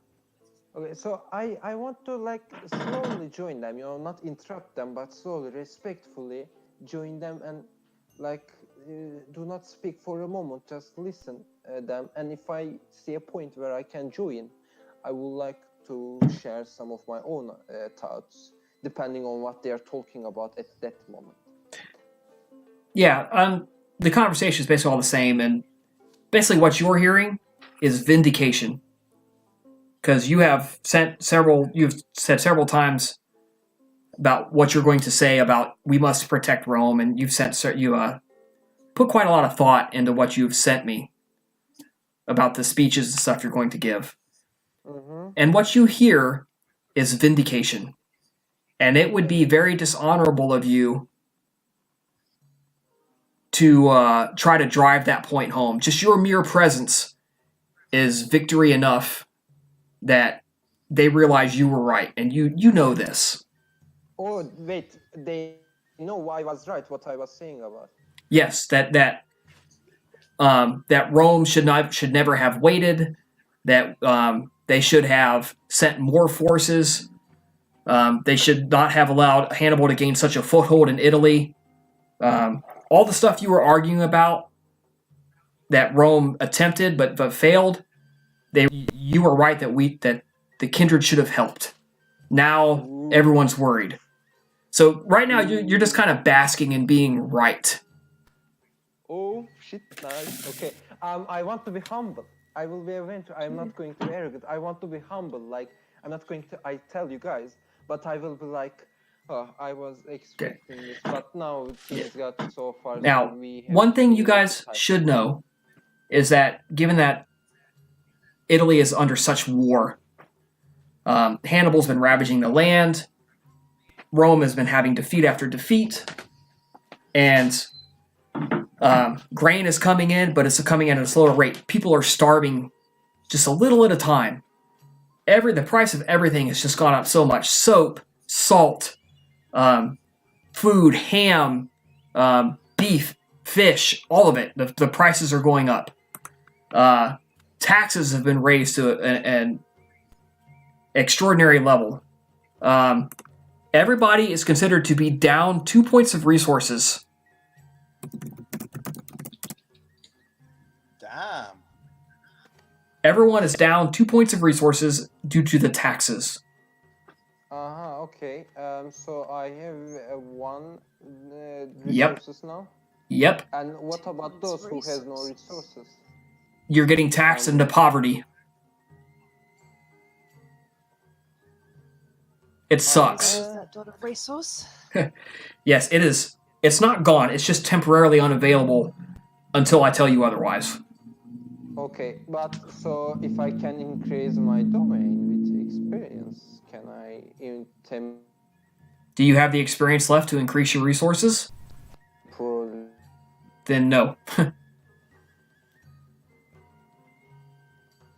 All right. So, with my domain. like I said, everything, the price has gone up for everything. Ink, oil, candles, wax, twine, rope, scrolls. I'll spend a willpower to aid in any frenzy rolls if they come up, but look to it and say. Yeah, so, yeah, go ahead and describe what you guys are feeling, talking about, and then this guy's going to walk in. So, yeah, so you guys are all just kind of there talking. Okay, so we keep talking. Does the Nasrata come to me because I don't go to him because I don't Nope. know his face? As you guys are talking, you kind of become aware that this face has entered. And he is approaching the prince. Labiana just glares at him. Yeah, I'm glances at him, but What it's are you not like doing? enemy. More like, okay, new face, you know, whatever. I'm glancing like that. But I have a question now. Now that I proved I was right, is there any change in the air regarding me? I mean, Artemis? Did Artemis had something for me? I mean, No, not really. ah, Your dignitas has gone up a little, but you could lose that very easily by being too arrogant about this. yeah, that's why I'm being humble. I said, you know, they are elders. I'm not, you know, next to elders. I'm not like I was right, you were wrong. But I am like, just being, you know, newly born. You know, I'm newly born. It was just because of my yacht. Yeah. That As long as you don't act arrogant about it, you know, hey, I was right. You guys should have listened to me. That's everyone knows you were right. You need to be a good winner and not a poor winner and rub their noses in it. Yes, yeah. I proved my wisdom. Yes. Okay. Does anybody else have anything to say as this Nosferatu walks in? If it looks like there isn't going to be an opportunity to say anything to him, then glare like Barbiana is. Yeah, so the temperature drops a few degrees around you guys. How about Albina? It's already pretty fucking cold around Albina.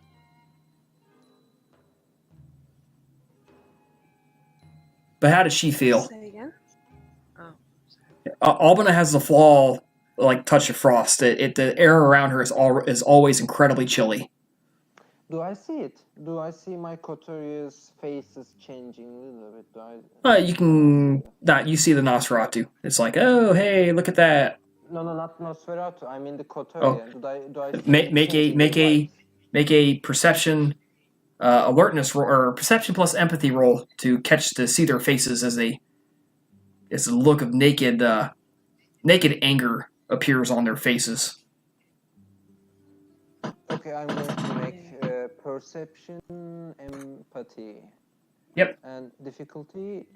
6. 7. You're soaking up the moment, so you're not really looking at everybody.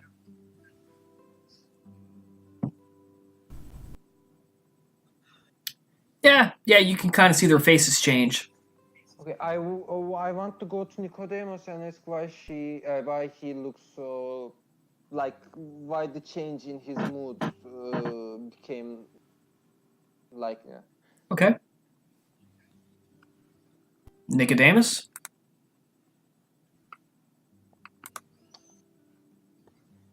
Nicodemus? Yeah, we can't hear you again. Why? There you go. I can hear you a little. Change in mood. Why? I mean, you look a little bit more, I don't know, flexed, we can say, intense. Like some emotion struck you at a moment. Is there something strange? Emotions struck me all the time, as opposed to you. What do you refer exactly? Oh, never mind. I will go to the Albina and I will ask same thing to the Albina. I'm like, why Albina became so tense? I will ask that. She looks at you. She says, "It is an old memory." She goes back to staring at the Nosferatu. Do I see she stares at Nosferatu specifically? Like, you know, she does not look at my eyes, but changes. Yes. You have been able to follow the gaze. You see the Nosferatu. Everybody sees the Nosferatu. Okay, so I am like gathering my coterie. My coterie is this, yeah. I gathering the coterie. I'm like, what's the deal with this Nosferatu? I'm asking quietly to them when I gather them together. Remember a few years ago, that night in the village? Oh, yeah, I was fighting with fucking birds that night. Who do you think sent those birds? Is this the guy which summoned the birds, I presume? Indeed it is. Yes, it is. So, okay, Julius like straightens himself for a moment, but he knows where he is, and some time, many years passed from it, so he's not as angry as before. Keep everything cool. Don't start fights. You know we are in Elysium and there is rules. I do not want you, any of you, to shame us. Get your shit together. And act cool, okay? Act cool. So as you were all watching him,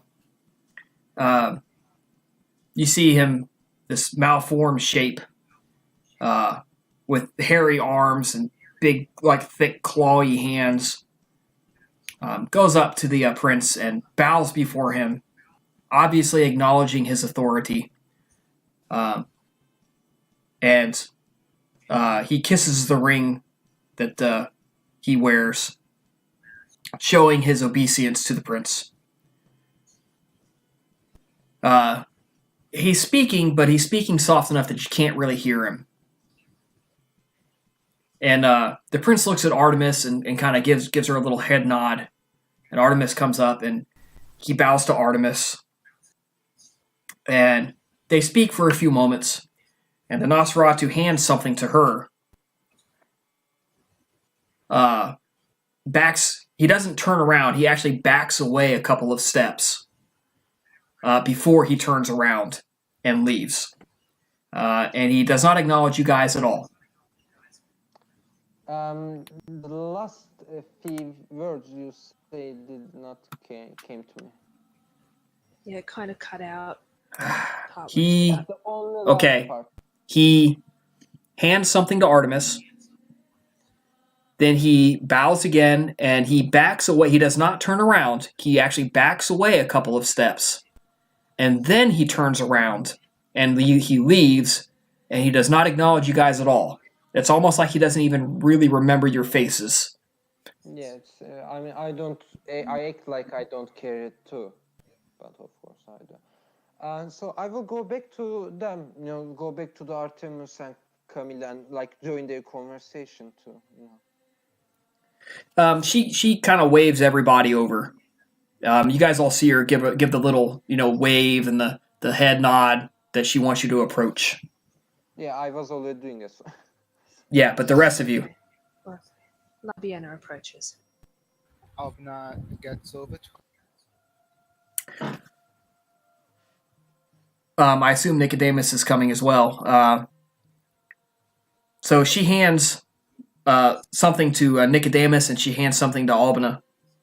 And you realize it's the stuff that this Nosferatu took from you so many years ago. That's what I thought. And Artemis says, so the Nosferatu Calibos has bowed to the authority of the Prince of Rome and has asked for my forgiveness for interfering with my clients. He was under the command and obeisance of a venturer named Democritus. And that is a man, as I believe we've explained, we've wished to have words with for quite some time. He was bound to protect the entrance to that village that you saw, and when he realized that he had failed and his obeisance was no longer required, he was able to leave. And he wanted to... It took him several years to track down who you were, but he has now returned what he took from you, and hopes that there is no more hard feelings, given that you were both acting under orders. Did she stop speaking? And now Artemis stops. Okay, I will take the initiative of answering. There is no hard feelings. It's understandable, and I personally do not feel any bad feelings about it. What's done is done.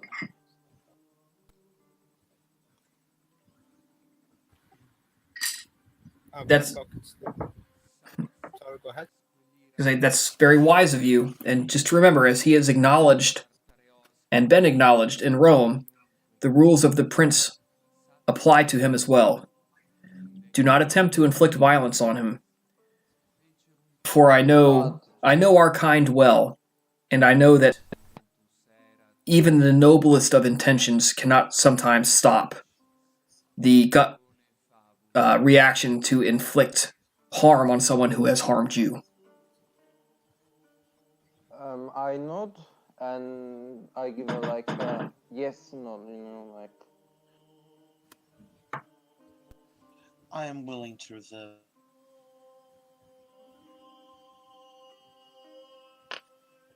Or dishonest.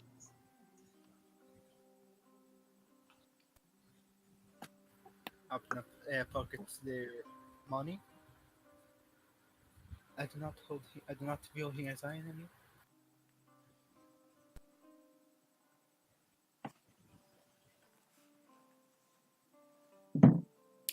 How about Nicodemus?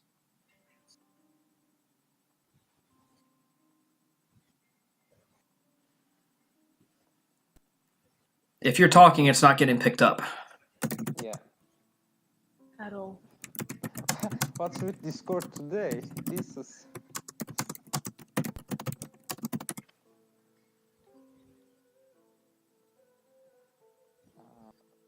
Fucking Discord. Yeah. It's irritating.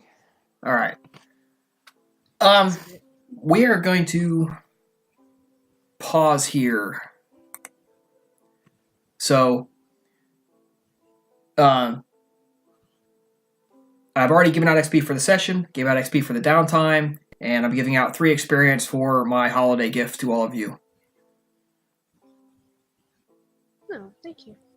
3 experience for Yep. for the holiday gift. Yep. Christmas present. So, Thank you. hope to see you guys all next week. And when we join next week, we are going to go into our actions in the Second Punic War. So, thank you, everybody, and have a good night. You too. Next thing on my agenda, saving up for that Serpenta.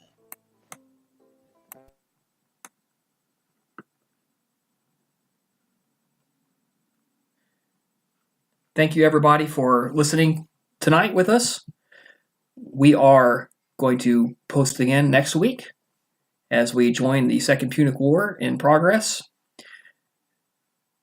The characters will find themselves pivotal players in many of the political comings, and I hope you all join us to experience it with us and that you have enjoyed gaming along with us tonight. So, thank you and have a good evening, and this has been Mr. Nealon signing off for the night.